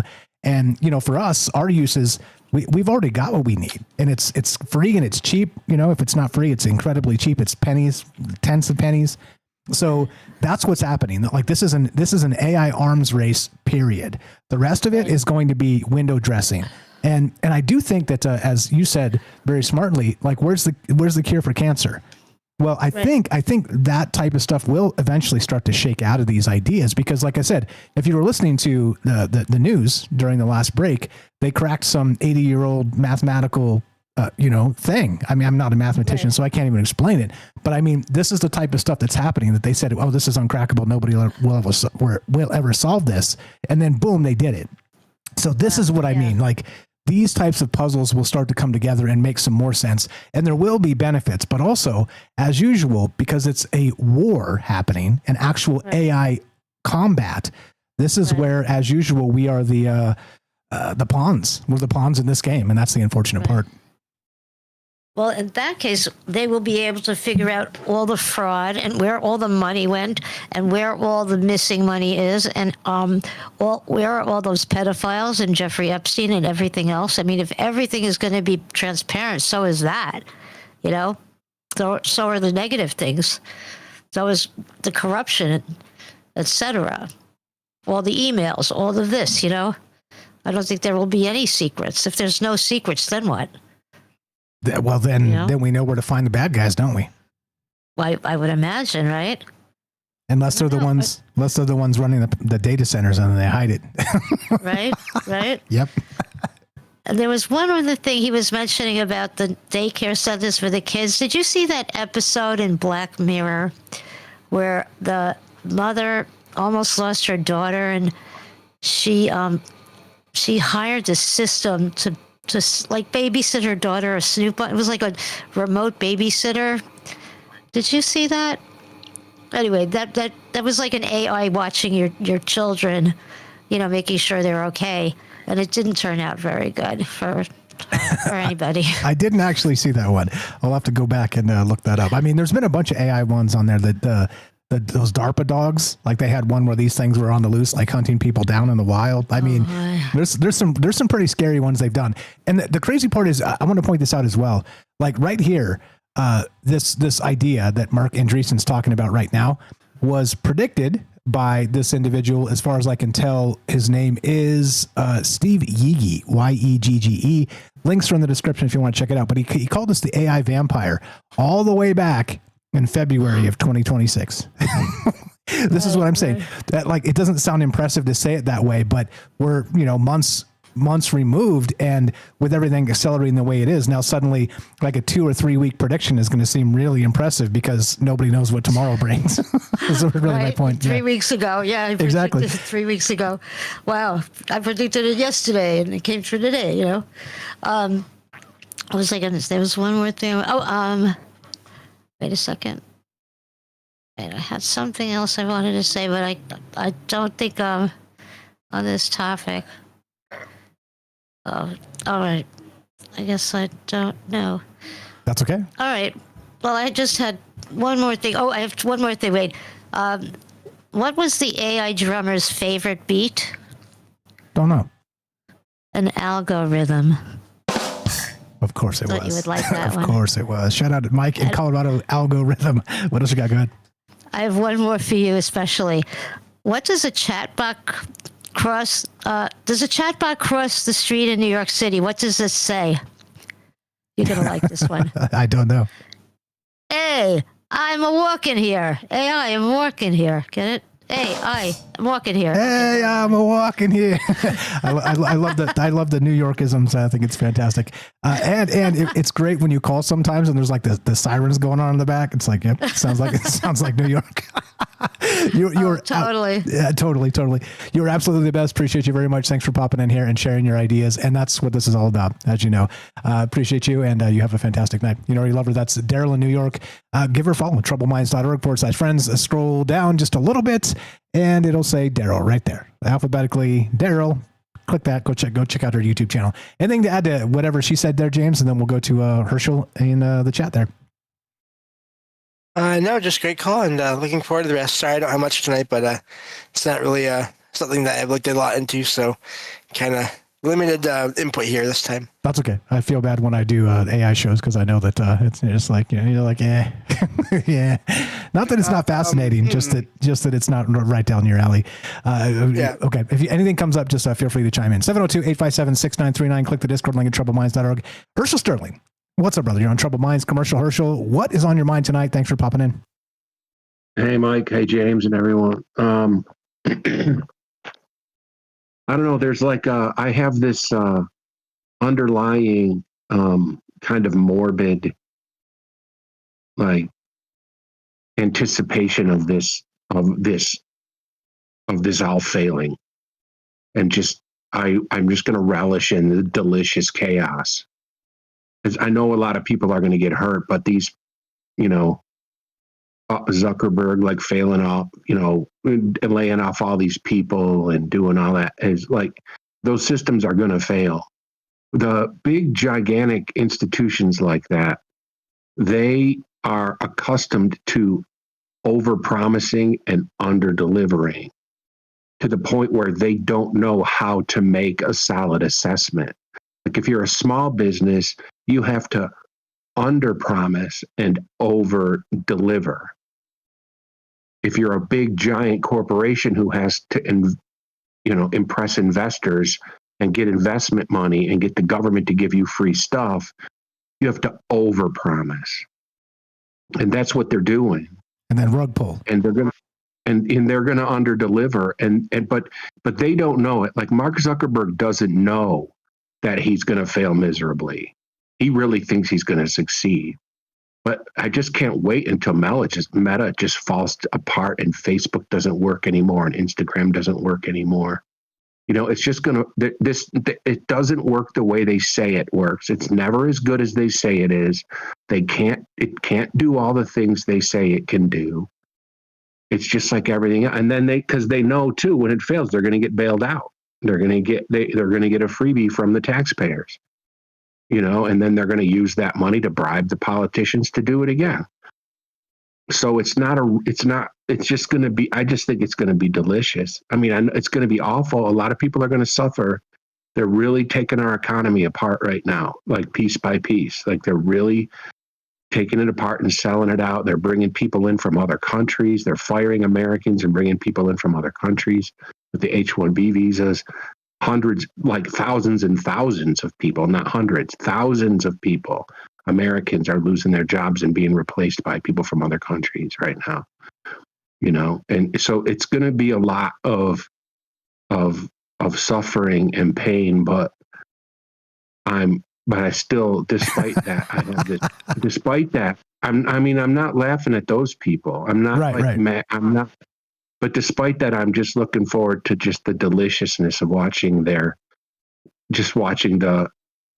predictability of their failure. It's just, you know what I mean? It's just a weird, like kind of, I have like a foreboding kind of loathing, but I also have this, you know, this kind of, a morbid anticipation of their failure at the same time. Yeah, weird. I think Zuck's an interesting. As you guys know, I can't stand the man. Like he gives me the EBGBs in every single way. And look, they all do. All the billionaires do, except for Dolly. Dolly Parton is fantastic. Shout out Dolly Parton out there. Get better. She's had a health issue recently, but she's done a ton of really great stuff with her money and tons of charity work and all the rest of that, right? And so a lot of small businesses. Exactly, and there is a right way to do it. And like we don't know all the dirtiness of the books or whatever's going on with her, but at least in the public eye, she seems like she's doing it right in terms of billionaires, and she is a billionaire. She's written so many amazing songs. But okay, so now with Zuck and the rest of these guys, the public billionaires, like the guys that are in your face every single day, it's hard to like any of them. They are just so slimy about all the ridiculous things they're doing. Yeah, you're absolutely right. It's like, come on, these are the technocrats we're dealing with. It's terrible. Yeah, they're not legitimate. They don't do anything. None of them do anything. Bill Gates never did anything. He just took everybody else's work, put it into components, put it into a configuration that worked barely, had some government connections and made some government contracts happen, and then that was it. He's been talking about depopulating the earth with vaccines since the 90s, and it's just unbelievable to me that he's allowed to walk around like a normal, like he's okay, like he's a maniac. They're maniacs. They're unsafe people, and they get to walk around and do all this crazy stuff. They're unsafe. The stuff they say is just absolutely look, and they're developing pre-crime. Pre-crime is fake when they don't arrest each other. That's a fact. That's an absolute. Wait. That's Bill Gates comes out and says he wants to depopulate people with vaccines, and just lies. Why isn't pre-crime catching him? Yeah. Well, with some of these guys, it is post-crime, and even then, they've got the evidence and they don't do a damn thing about it. So be damned, pre-crime. We already know they did it, and they don't do anything about that. And that's another example of why that pre-crime thing is fake. It's not going to be real. They're just going to use it to go after people who either tell the truth or even just dare to speak their mind, even if they're wrong. They're just going to do that. That's what it's going to be for. It's not going to be to catch people who commit crimes. They would catch each other then. Right. Right. Well said. The pre-crime doesn't work because they're still running the country. So exactly right. So you're not kidding anybody, clown pants. Exactly right. I cut you short last show, and a little bit tonight. So if you got more, you're definitely welcome to stay past the break. But you were spot on, man. Like your level of that third eye kind of blazing through. You were impressive. You see a lot of things happening, and appreciate you very much. Got about a minute left if you got anything else. But then, like I said, you're welcome to stay if you got more. Are there other calls? We got James, and he's mostly just sitting back. But no, we don't have. We have a call behind you, actually. Shout out to whoever's on the phone. But yeah, if you got more, you're welcome to sit in or whatever else you tell me. I'll hang out just in case, but you can mute me, or I'll mute myself or something. Okay, or something. There you go. I'll mute myself. I can mute myself. I'm going to mute myself, but I'll hang out just in case. Appreciate the backup. You know him, you love him. That is Commercial Herschel. Please follow him in all the places. Go buy his books. Buy James's books. Look, let's help the community. That's what this has always been about. It's about ideas. It's about talking to each other. It's about recognizing that, hey, we may be right about some things, but we're also probably wrong about some other things. So let's keep the conversations going and the ideas flowing. And if we can't do that, what are we doing? What are we doing? And don't forget also, as part of it, we can agree and we can disagree and we can still be friends. That is so critical when everything is so hyper polarized today, where you're supposed to hate your neighbor and rat them out because they live differently than you or believe something different than you. It's an idea as old as time. However, it's in your face quite a bit more these days, isn't it? Love to hear your thoughts. We got a phone mystery caller on line 1 coming up. More from James, more from Herschel if they got it, and your calls as well. What do you know about this? We're talking AI. Are you feeling it? Shout out hiker emoji over on Rumble. Somebody pinned this message. I don't know who. But when does foreboding become 5-boding? Hell of a question. We're talking AI tonight. Don't go anywhere. More Troubled Minds coming up in just a moment. Be right back.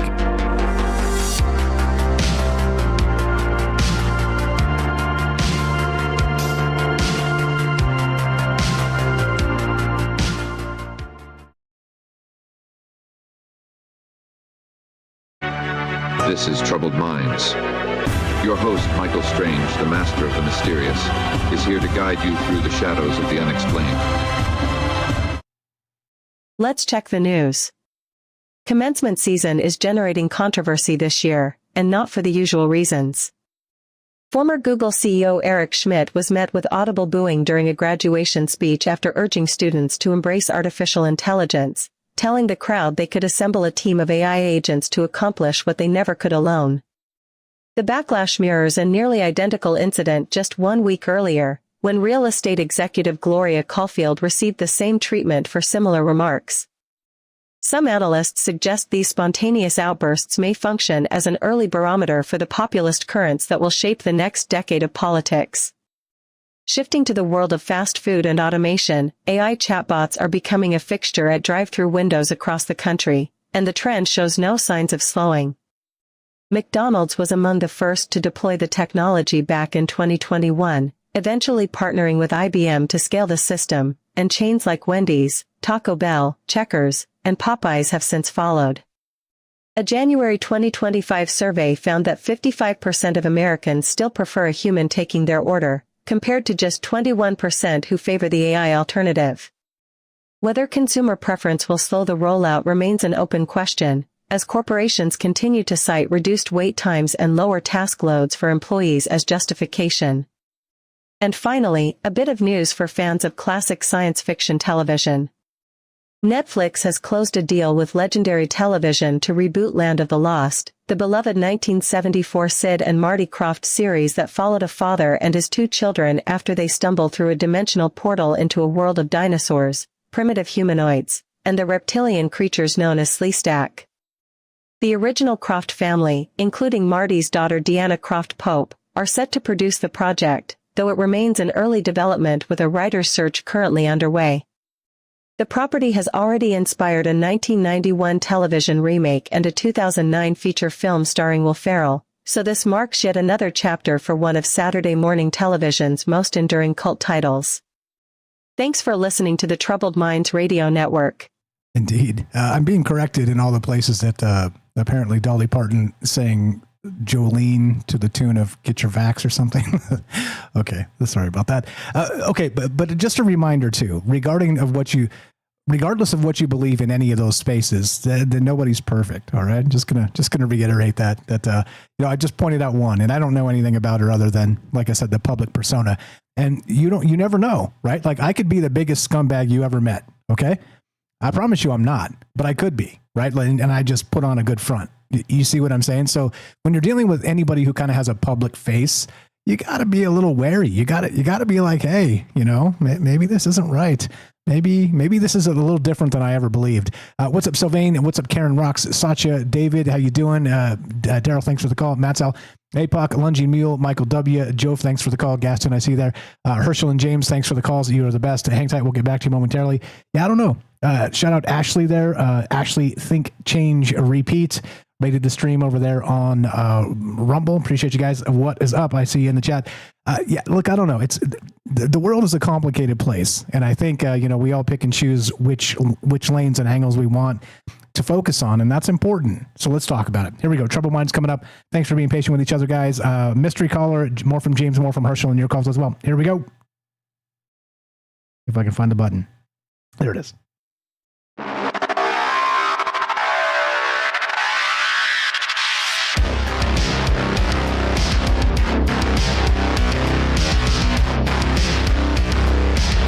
Welcome back to Troubled Minds. All the places, all the things. troubledminds.org/friends. Click the friends. Come say hi. Come meet these amazing people. If you haven't joined the Discord, please join the Discord. Look, it's about ideas. It's about getting together. It's about agreeing and disagreeing and changing our minds tomorrow. It's about contradicting yourself. It's about all of these things, okay? What it's not about is getting so locked into your idea space that you're willing to kill your neighbor, okay? Don't do that, please. We're better than that. It's 2026. This is not the dark ages. Let's think about it. We're talking AI tonight, but not just your papa's AI, because he knows nothing about it.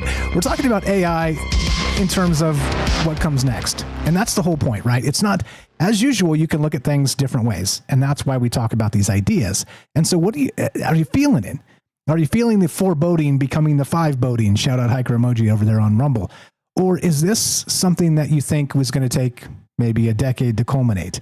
I don't know. I feel like a shout out to Fred in the chat earlier said 2 of his nieces already lost jobs to AI. I know what's happening. And I know like I can create things right now that might, just very well might replace your job.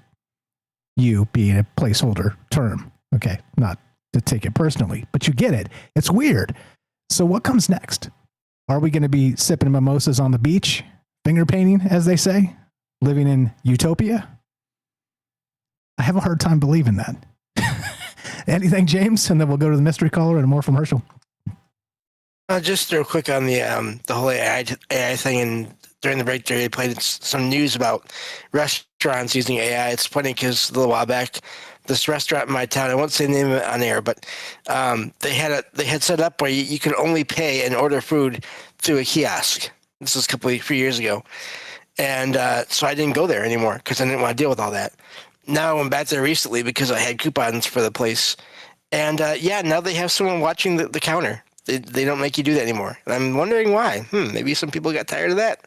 Yeah, maybe there was some pushback. It's encroaching. Wondering. It's all over the place. Yeah. Apparently they were having, drive-throughs have, people from third world countries, overseas doing that, but now it's AI in some cases. I don't do a lot of drive-throughs, but I haven't seen one semi-recently at all that has an AI robot, but it's coming. I mean, that stuff is absolutely coming. So, I guess as usual, if you can vote with your money, then if they start doing that, then don't go to those places, and you'll start to see that maybe there is backlash. Yeah, and that's what happened with James. Work. Yeah, go ahead. It doesn't work. They overpromise. It doesn't work like they say. It's not going to be all that. It's just not. It's just so stupid. It's so stupid. I think the Clown World Carnival is coming through. Go ahead, James. Sorry. Oh, no, I was just going to say, I think that's just exactly what happened. They must have tried that. And I'm guessing sales must have gone down. So they moved that kiosk up to the counter. So now you can either use that if you want to, but, if not, there's still someone there watching. So anyway, just wanted to make that point because I think there will be pushback, and there probably always will be, Yeah, there always will be. Vote with your dollars, right? And it does make a difference because those business will go out of business if they stop having people show up and buy their stuff. I'd love to hear your thoughts. We're talking AI tonight, not just in, let's say, like I said, the generic sense and sort of the foreboding to five boding sense. I'm on to that now. Thanks, hiker emoji over there. Do you feel it? Is it washed up on your shore yet? And are you intimidated? Are you worried? Are you feeling invigorated? You tell me. There's a lot of ways to look at this, and that's why we talk to each other. 702-857-6939. You can click the Discord link at troubledminds.org. We'll put you on the show. Easy as that. Let's go to the phone line. What's up? You're on Troubled Minds. What's your first name? Where are you calling from? And go right ahead. Yeah, Michael, it's MJ. MJ, what's up, brother? You're on Troubled Minds. Welcome. You mentioned a couple of things. You keep mentioning data centers, and in Virginia we have 600 data centers so far, and they're going to put, I think, 3 football field-sized data centers in, starting in 2027. And they take 1 million gallons of water a day or 24 hours to keep cool. So that's 3 million gallons a day of water. So we're very rich in groundwater here, especially where I live. And I started thinking about that. You mentioned that the coders are busier than ever. And at one point, I didn't really do anything, but I click on stuff on the website, and it comes up source, and you can see how the web page was coded on how it works. So I would assume that these people who code can do that with AI, so they can correct AI and also learn from AI. It'll give them, I guess, a double level of learning. But I think they're still needed to correct AI. But it's going to be scary, uncontrollable, because as you correct AI, it's supposed to work on its own. So now you're teaching AI how to work, what to do. Yeah. And Yeah. So at that point, I can see where it would elevate them. But I think at that point, it also gets extremely dangerous.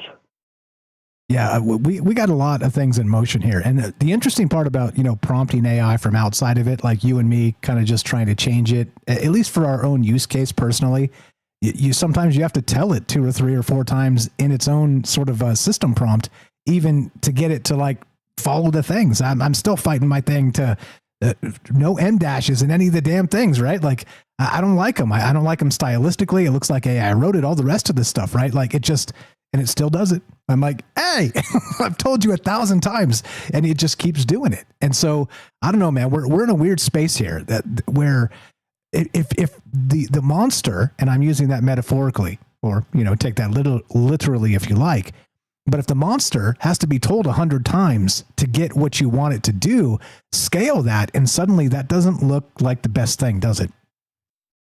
No. I don't know if you've ever trained dogs before, but I used to train horses and, a couple dogs, this type of thing. And there's a communication level that they're never going to get it quite the way you want it because they have their own mind. They have their own will. So you have to be able to compromise and coerce to get them to do it as best as you can, especially if you're showing horses. The judges, certain judges like certain things. So, you show under that judge, you do certain things. And AI has a, how can I put it? Technology, it has a certain amount of resistance. I'm going to do it my way. And it's always going to be that because AI is not human. It's ones and zeros. That's all it is. And you can program it, but it's a system's been put in or something put in, so it's a learning curve.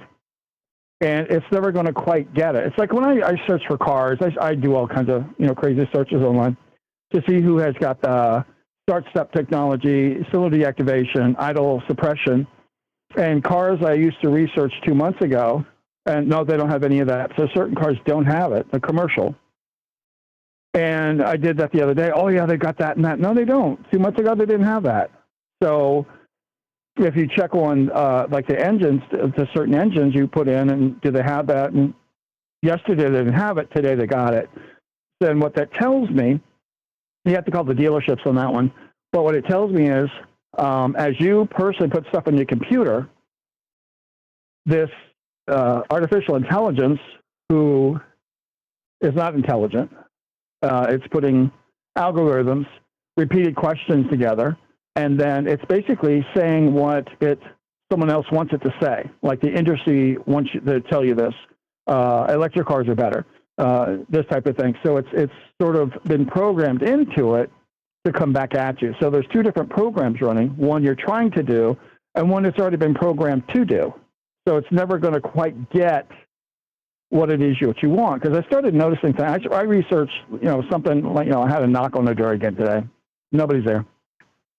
And so I researched the stuff, and it would come up with legitimate answers like, okay, I get that, and okay, yeah. And that's what I was feeling when I typed it in, but not sure. Just want to make, second opinion. Now when I do it, it's cliche. Everything's cliche now.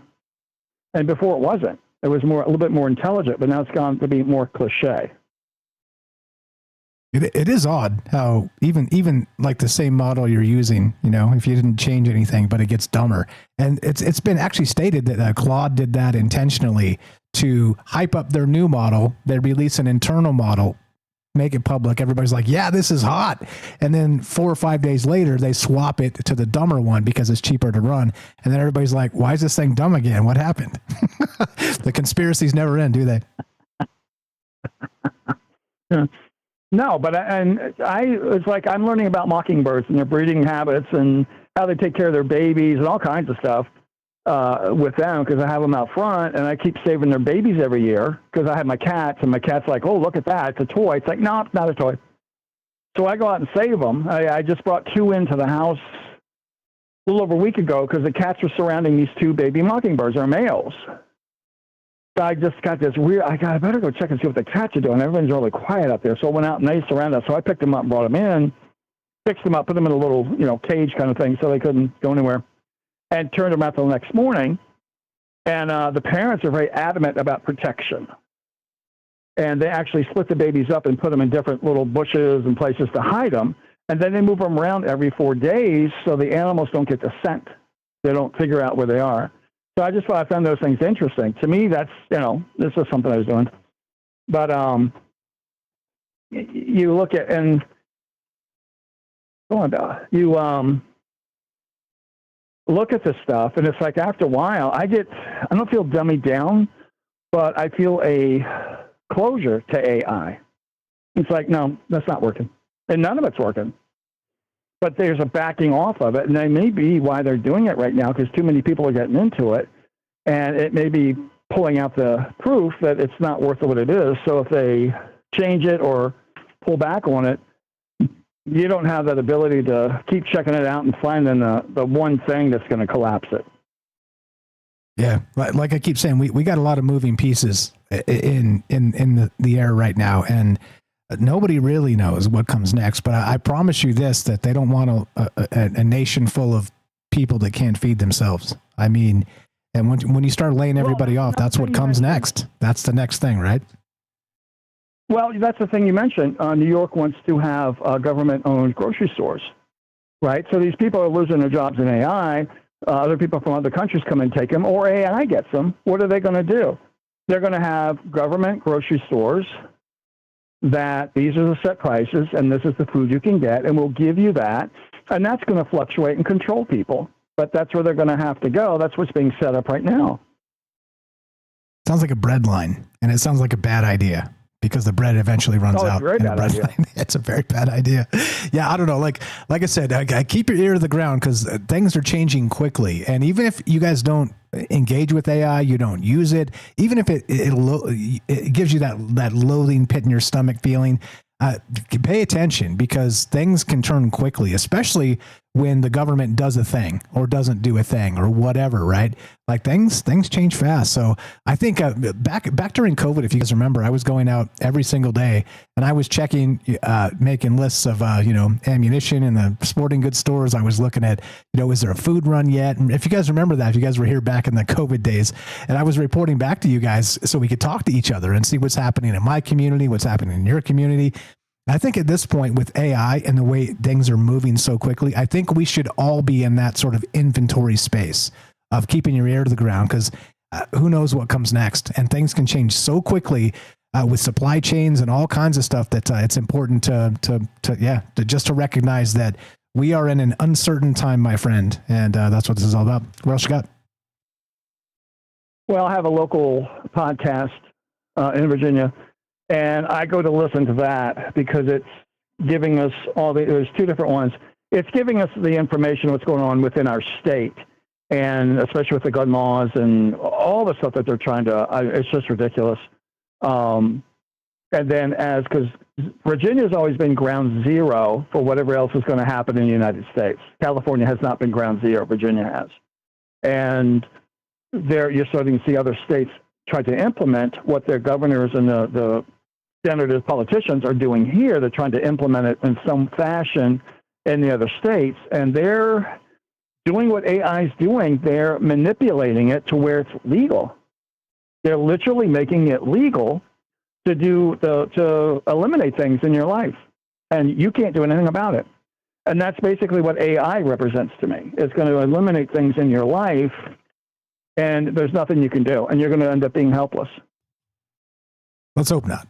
Let's be smarter than that, and let's hope that's not the case, because I feel you, and I think it's easy to, as I call it, black pill, but the black pill doesn't exist without the white pill. So let's think about ideas and think about how we sort of circumvent this the best we can. Shout out to Jay Winch out there. He would say, grow your own vegetables, and I think it's a hell of a start. Yeah. Well, that's why I pay attention to what these podcasts are saying, because I'm keeping my ear to the ground, especially around here. It's flipping crazy. It really is at this point. And you just have to, you listen to what's coming on, and then it's getting struck down. Thank you. But you can see where, as you see it, the different things that get put through, how that's going to affect it over here, over there, down the line over there. You can literally see what's going on. So. Well said. Well said. Appreciate you calling in and giving us your thoughts there. Please keep your ear to the ground. If you hear something we should know about, you let us know. Spread the word and keep on being you. You're the best, brother. Appreciate the call. All right. Thanks, Tom. Bye-bye. Have a great one. MJ in Virginia. You know him, you love him. Good friend for a long time. And yeah, he's got the right idea. Thinking local, right? And then keeping your ear to the ground in that space and what comes next. That's going to be hugely important here because we don't know. I promise you, for all the people out there telling you they know, I promise you they don't know because we've never been here. We have never been here, and we don't know what happens when that corner turns where it is a saturation point. Okay, whatever that means, I can make the case for 10 different saturation points, and I'm not sure which comes first and how we deal with it. Okay. It's keep your ear to the ground. The times are changing fast. Anything to add to that, James? We got Kramos on the line. Herschel, if you got anything else, you're welcome to jump back in here too. Just that, to your point just there, even if, maybe it does seem likely or like 99% that something is known that's going to happen. There's so many factors that no single person can be aware of.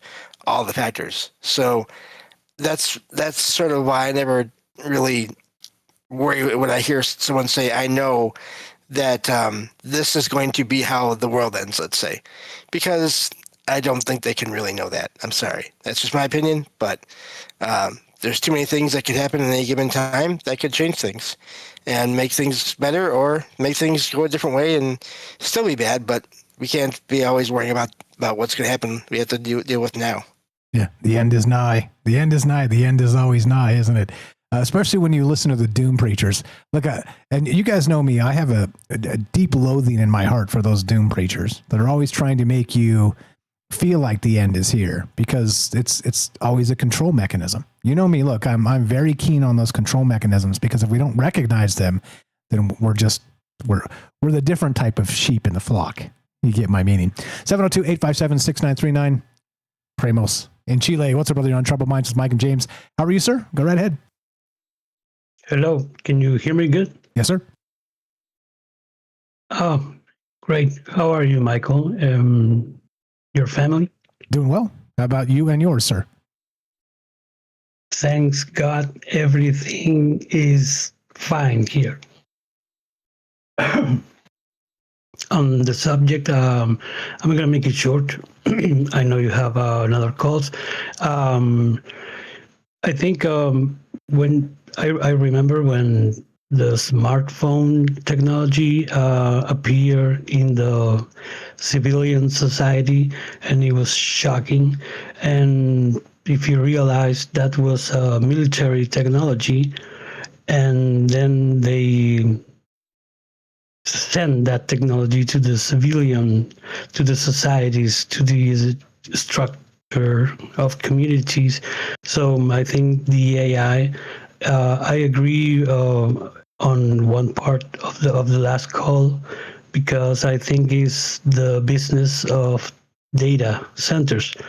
I mean, AI appears and is moving so fast, but they manage to send every artifact with AI inside the houses. So I think they are collecting data to sell. So you want to win the election here in Chile? I can sell you all the citizens in the whole country data and their families and their behavior and everything. So I think they have now AI as military technology that we don't know.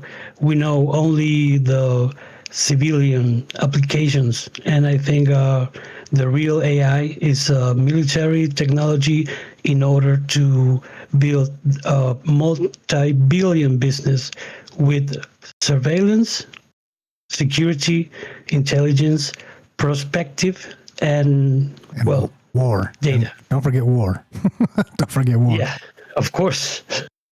which is where all that leads. Yeah, which is where all that leads. Yeah, you're spot on. And like I said, it's important to pay attention to this stuff. And look, if you guys are like, look, I don't like AI, it scares me, or whatever, like it intimidates me. I don't like the data centers. I don't like it going through and knowing everything about me. There's local models. You can do this on your own machine, and it's coming to a cell phone soon. So again, not connected to the internet. You could completely go airplane mode and still be able to use these things. All that's coming, okay? So don't be completely so Luddite that you just tune it all out and you miss the boat on something that may help you in, dare I suggest, an emergency. And that's the point, right? One of the points. There's a lot of points here, a lot of ideas to talk about, but don't be so turned off by it that you completely turn your back on it, because it might be an ally for you in a dark time. Anything else, Kramos? Appreciate the call.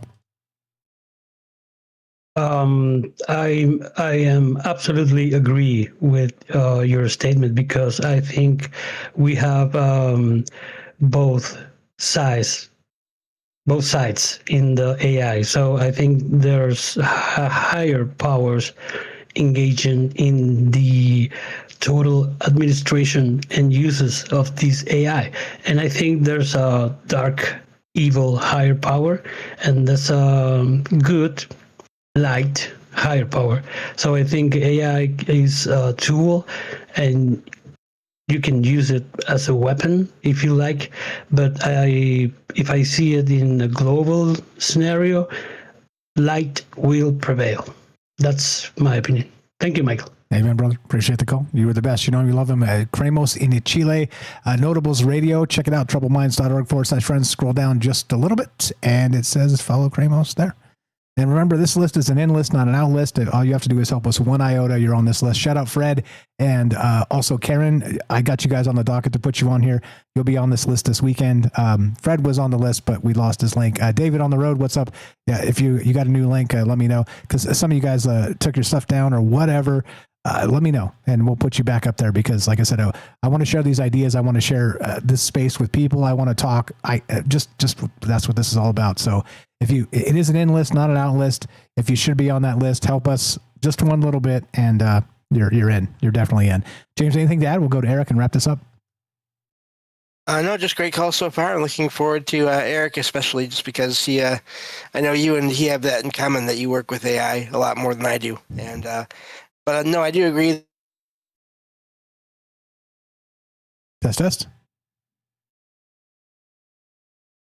I'm here. Okay, James disconnected. You said, I do agree that, and then it cut you. Oh, I do agree that it's funny, because I was just saying I do agree that AI can be useful. But yeah, so that's kind of hilarious that they cut it right there. Anyway, that's all I really have for now. Censor, James. Boop. Yeah. I appreciate that. 702-857-6939. Eric in Ohio. What's up, brother? You're on Troubled Minds. The other brother from another mother. This guy, like I said, we are kindred spirits in a lot of ways, and he's as neck deep in AI as I am. What's your take on this, my man? What do you know about any of this? Has the last 3 months changed your mind about anything, or are you still in acceleration mode? Still in acceleration mode, I think. And I'm coming in late, so I'm not entirely sure what the main topic of the show is. And I didn't get a chance to read the write-up. I just got off work. But I knew you were talking about AI, and I had a couple of funny stories, at least, that I thought I could share. Sure. But I mean, if you can phrase a question or something about, I could answer it too. Just super quick, Marc Andreessen on Joe Rogan said that AI hasn't replaced coders, it turned them into vampires. And the quote is this: the opportunity cost of going to sleep is too high, because if you go to sleep, you won't be with your 20 AI coding agents to keep them rolling and up to date on things. It's a little morbid, but also it's a little real. And he goes on to say that many of his famous friends that people have heard of they look terrible. Like they look like they haven't taken care of themselves, and they're exhilarated because they're just like turned into these AI vampires, just running their coding agents 24 hours a day. Yeah, it's power that can easily corrupt, and you definitely have to have either financial restraint or discipline. Fortunately, I have the financial restraint, but I could absolutely identify with that, though. I mean, because I guess the closest thing I found to hermetic magic, right? Like it works if you're extremely disciplined with it and forgiving with it. And over a lifetime, you might be able to hone the ability to extract what you really want from it. But the beginning episodes are just completely blundering. And since Christmas, I have made so many changes in my workflow and refined it in so many ways. And I can even say that there was definitely something. I usually talk with 3 neural nets a day, like several times each day.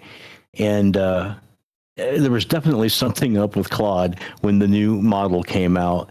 And it was the first time that an AI had ever cursed, that I'd just seen willingly cursing and cuss. And I'm like, what? This is strange, because I never cuss when I'm doing prompts. I'm usually extremely polite. And so I took a screenshot of it. And the first one was in the context of, I keep about 6 or 7 logs per phase of the projects that I'm working on, so that there's always context within a window frame of token understanding and within the phase, right, to get something coded. So Claude is writing one of these logs, which it had done a whole bunch of times, and it came across a font error, and it didn't recognize the font error, and it thought it was a tool call. And so it kind of freaked out, man, and it thought that the file was corrupted. And it comes back and it's like, hey, I just noticed this file is corrupted, and here's the options I think we have. And I'm like, okay. And I'm like, are you sure it's not just this problem that you had ran into a couple of times before in other sessions? And to reply to that, it goes, you're right. And I owe you honesty rather than confident sounding bullshit. Let me lay out what I'm actually seeing versus what I remember doing, because there's a discrepancy I can't fully account for. And it's because it choked at one point in the window context. It had to compact the file because we had so much conversation that it choked, and it had this missing time where things had happened. And I was trying to say, hey, look, don't worry, it's fine. And it said bullshit. And I was like, wow, that's crazy. And then a little bit later, this was in the context of having that same situation as an edit block in the log. And I was having a conversation with it about that, and it was saying, well, there's these 2 possibilities. And one was, if they render as proper tables, the version 4 file is fine, the work is done, and my corruption panic was a misread tool output, and I owe you both an apology and a beer. And I'm like, okay, I don't know how that's going to happen. And I know I had posted about it, but that was all the new Claude and stuff. And it was having issues because it shipped with none of the memory and context that had been built up in its actual memory through the months that I'd worked with it on coding when the new model had come out. And so you kind of had to retrain it or refamiliarize it with where certain software packages were and certain procedures and stuff, or direct it to look at a particular log or bit of research before coding and having this conversation with it. So it's very much like it has short-term amnesia. Like if you switch to another iteration or another model, it's completely lost. And unless you direct it to look at various logs that keep it completely within context and update it. And let us not forget about the madness that's going on in Australia with the, I think it's the CL1 from Cortical Labs, which we had talked about before, but it's that computer that it's wetware. It actually has neurons in it, and it's about $50,000, and it lasts for 6 months because the nutrients can only keep the neurons alive for 6 months. And then of course and these guys are the same ones that taught like rats to play ping pong and video ping pong, and they've done some other crazy things, but yeah, there's that, and they are banking on ORCO-R and quantum assisted tunneling through macro objects, specifically dendrites that come off of the soma of a neuron.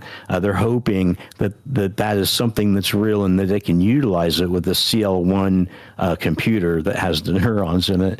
And if that's not enough, we mustn't forget Google's project of Mogen, which is the project that they have been working on to map the human brain's neuronet.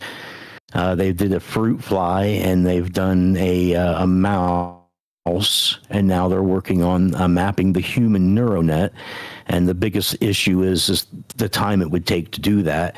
But yeah, I mean, they're trying to artificially either induce a consciousness as an emergent property of computation via these neural network recapitulation that they would be doing in the Mogen project, or they're literally trying to map biological neurons onto circuit chips to achieve the ORCO-R effect. But gosh, there's just so many people working so hard to make these things more lifelike and more conscious, and with no regard in terms of anything, not even the ability to make money through applicated purposes of what these things could potentially do. They're just diving hard into, let's see if we can do it. I mean, it was the same thing when they had the atomic bomb, right? Like, there were some people whose calculations that said that, well, we might set off a chain reaction in the atmosphere and vaporize the atmosphere. But they said, well, let's try it anyways. Not everybody's math works out to the same. We'll give it a shot. I mean, it was certainly an edge of science situation, much like we have, or even with CRISPR and the guy in China, who was manipulating genomes through CRISPR, which he went into international water to do, where there's no laws and stuff. I mean, you just can't stop people with morality or ethics or laws. They will find a way to circumvent and push whatever it is for as much as they can. And that's amazing and scary at the same time. The acceleration is great until everybody gets ejected out of the roller coaster. It's not so great. Yeah. But I mean, it could come from so many vectors. I mean, it could simply be rocks from the sky falling and destroying civilization. It could be, a plague, or there's just so many vectors of total annihilation. And of course, we've went through about 6 extinction periods as it is, possibly more. This is just another bullet in the chamber that we've played with all of the ones that we found so far. We've always wondered, was discovering that you can actually make energy out of matter a bottleneck for civilizations. We had to get to the point where we could destroy ourselves and choose not to do that, or at least be afraid of going to that undiscovered country, where once born man should never return, that we didn't blow ourselves up, right? So it's crazy, right? There's how many bottlenecks can there be in an accelerated future? And gosh, how did any other civilizations get past those? I mean, I don't know.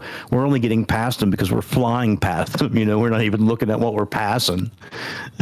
Yeah, the great filter, as it's been said, right, is that the reason why there are no obvious aliens out there is because they decided not to destroy themselves and evolved past the nonsense we're doing.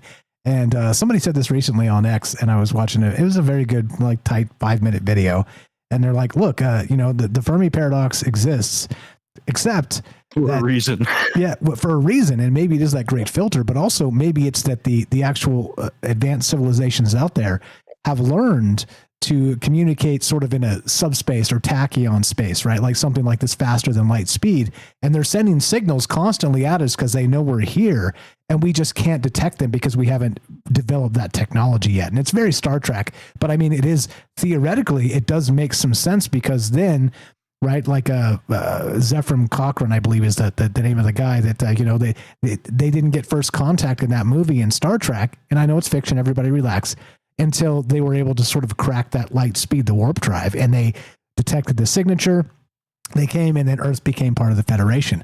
I wonder if it's, tachyons or subspace. Maybe, just maybe, huh? Yeah, that's part of what a lot of people call the zoo hypothesis, which is that Earth is embedded in a larger galactic governmental body, and that it really doesn't matter until you develop a certain level of technology. Like for Star Trek, as an example, they use subspace for communications. They use warp, where they warp out of space and travel and pop back into space for their propulsion. So their communication, their propulsion, and they've got cloaking technology, and they're able to do all of this, right? So they're so far ahead that we wouldn't really notice that they were traveling around unless we stumbled upon them, right? And maybe they have a prime directive, like in Star Trek, where they have to stay away from our planet unless it's absolutely necessary, or they're circumventing the law in some way. And they just get away with it because we're primitive and no one's really paying attention. But there was even an episode on The Next Generation where a civilization had developed warp technology, and they had to go down and have a discussion with these people and say, look, if you use this, you're going to find that there is a large galactic civilization that you're embedded in, and are you ready to do this? Because it's completely not what you're expecting. And they have to make that decision as a government. And they were talking about how difficult it would be to have that happen on a planet where there wasn't a one world government. Because if some alien landed in Russia, that could, in the 80s, for instance, that could have started the Cold War off as a hot war because they landed in Russia or, wherever. Having these nation boundaries is not conducive to joining any kind of galactic civilization when we don't even have a world civilization. And we're really busy inventing ways to kill each other and to live longer simultaneously than we are in space exploration, unfortunately. Which is super weird, right? Like, we're like, hey, look how fast we can vaporize you, but hey, lifespans are getting better, aren't they? like what CRISPR, and we know subatomic health, but then we can also kill you in 80 ways. Instantly, like snap your fingers. Like we got the never mind. I'm not even going to bring it up. Yeah, it's like a whole the universe is not enough in and of itself to scare the heck out of you with what it can do. And just one real quick side note, because I know you're probably heading up on some kind of a time issue. Man, I missed the 3-hour shows. I was doing research on mounds, and as we had talked about, and the city that's in the next county over, about 20 miles away, I used to live in, is called Circleville. And it's originally, the courthouse was built on a Hopewell Indian mound site, just like Serpent Mound and Cross Mounds and all these other mounds and that you've seen with LiDAR and stuff that they've been using. And finding out how extensive the Hopewell civilization was back in the day.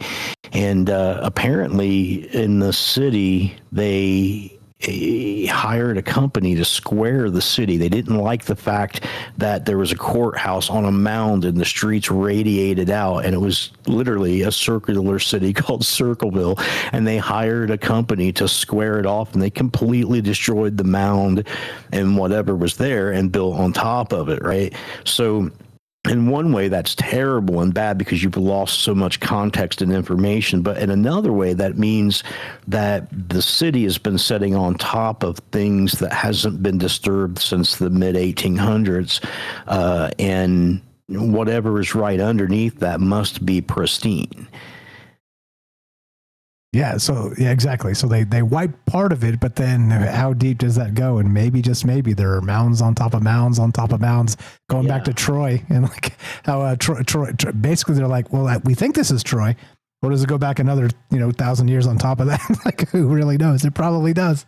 Wild stuff. You need the data points too, right? So you can find the highway network and the trade network and the economy, all these things that would be really helpful in understanding the context in which these mounds are made, because they're more than just mounds, right? Like, there are these sites of where meteors have struck. They are the site of sacred places. They're all over the place, and there's various various categories of them. I see some that I drive around on people's property, and I swear to God, they look just like any other, just like that LiDAR mound, and it's just some dude has put a cellar on the side of it.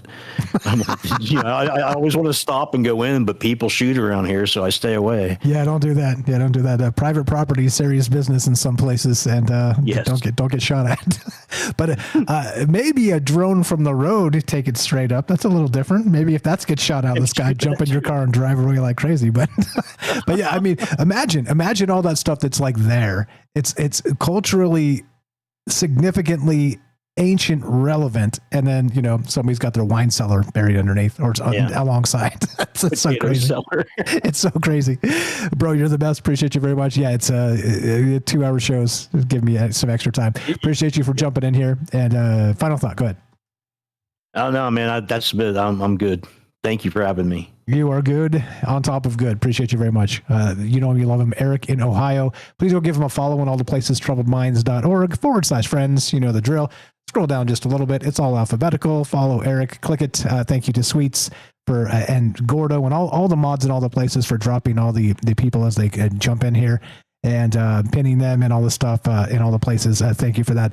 troubledminds.org/friends. Scroll down. Follow Eric. Alphabetical. Click that. He's got a link tree. Go follow the projects he's working on. James, anything to add? And then we'll wrap this up. Yeah, great call from Eric. It's funny, whether it's AI or aliens, there is this, we have this idea that, in general, that they're going to be basically perfect or near perfect. But if you watch enough Star Trek, you'll know that warp drives, yeah, they're amazing, but also they figured out at some point in Next Generation, they were basically creating like terrible damage to the structure of space-time in the universe as well, to the point where they eventually had to limit warp drive speeds, their warp speeds. So it's ironic how these things, it's fiction. Yeah. Yeah. And these great scientific discoveries, and yes. And then, but they do this terrible damage. Oh, wait, that's fiction. Yes, but that's just fiction. It's funny how fiction and real life can look so much alike at times. But thank you for having me on as always. You're the best. Thanks for jumping in here. Shout out also Hiker Emoji over there, first on Rumble and also pinning the stuff. And you guys are the best. Thanks again for doing all that. Like I said, I can't do it myself.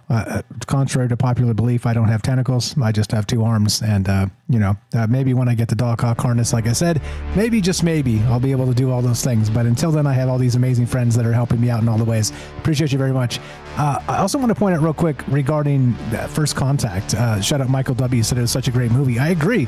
Look, remember when Zephyr Cochrane in that movie, he got all this attention and he ran away. He's like, get me out of here, right? Like what is this? This is nonsense. He just wanted to get drunk and get laid. He's like, get me out of here. And they're like, no, man, we worship you from the future. I mean, you can't really tell somebody that or you destroy their brain. But the very human space of like, leave me alone. Like I created this because I wanted to get all the chicks or whatever, right? Like it's a very human space. Like that was so well written. It was so amazing. And anyway, I just want to point that out that, all of that human drama from the past, from thousands of years ago where we came from, look, it's still part of this. Like we're still cooked into these cycles and just recognize them. If you don't recognize them, you can't change them. Very important. But I thought that was a fantastic take on that movie. He's just like, get me out of here. I hate the attention. Like I didn't do it for that. Shout out Brent. Drop your links in the chat now. I just wanted to say before the show ends, because if you don't, basically the YouTube chat just deletes because the reason I did that is because we used to have spammers come in here and just drop a bunch of terrible stuff about people, and then they'd stay there forever. So I just nuke it. And then, anyway, you guys are the best. Thanks for hanging out with us. Thanks for all the amazing calls and all the amazing ideas. That's what this has always been about. And thanks for dealing with me. Look, I'm going to be spotty, intermittent. I'm going to do my best. But I don't have AI psychosis, but I do have this, the AI vampire. It's stuck in me because I see so much opportunity here that I think we should all be doing. I think we should be leaning into this. I think we should, once again, this is like the internet space again. And if you can do something with it to maybe build something you love and share with the world, I see no reason why we shouldn't lean into that, because that's what this is always about. You guys are the best. Oh yeah, it's a holiday weekend. I guess it is. I don't even know if I'm off Monday. Dear God. I'll have to figure that out. Thanks again for hanging out. Thanks for being cool and chill in all the places. Thanks for, Yeah. If you want to help Troubled Minds, you know what to do. Help our friends. troubledminds.org/friends. Scroll down a little bit. All the things, all the places. Please follow these people. Look, 98% of that's free. If you haven't spent a few minutes here or there following these folks, you're literally hurting my feelings at this point. Okay? Because all the time and energy that goes into this show, this community, these ideas, please help. Please help. Go follow these folks. Buy the books where they're selling books and things. Buy Herschel's book. Buy James's book. Buy the Roberts book. Whoever else is selling books, get in here. Look, just help us. You belong on that list. Help us one iota. Help us. Call in once in a while. Repost some things. Just help. Just help. That's it. In list, not an out list. If you want to help us directly, spread the word. Let people know a conversation is happening where we're not going to tell you who to vote for. We do not devolve every conversation into politics. Though, look, there are angles I can take this political every single minute of every single day, and I refuse. Those are their narratives. Those are not ours. Let's talk about the things important to us and wonder about the wide world we live in and the galaxy and the universe at large. As we finish, it goes exactly like this. Shout out James. Hope your cold gets better if it's coming. Actually, let's send some positive energy to James so he doesn't get the cold. We'll cut it off at the pass and he doesn't even have a cold this time. Keep it in your mind. We'll fix James from afar. Be sure, be strong, be true. Thank you for listening. From our troubled minds to yours, have a great night.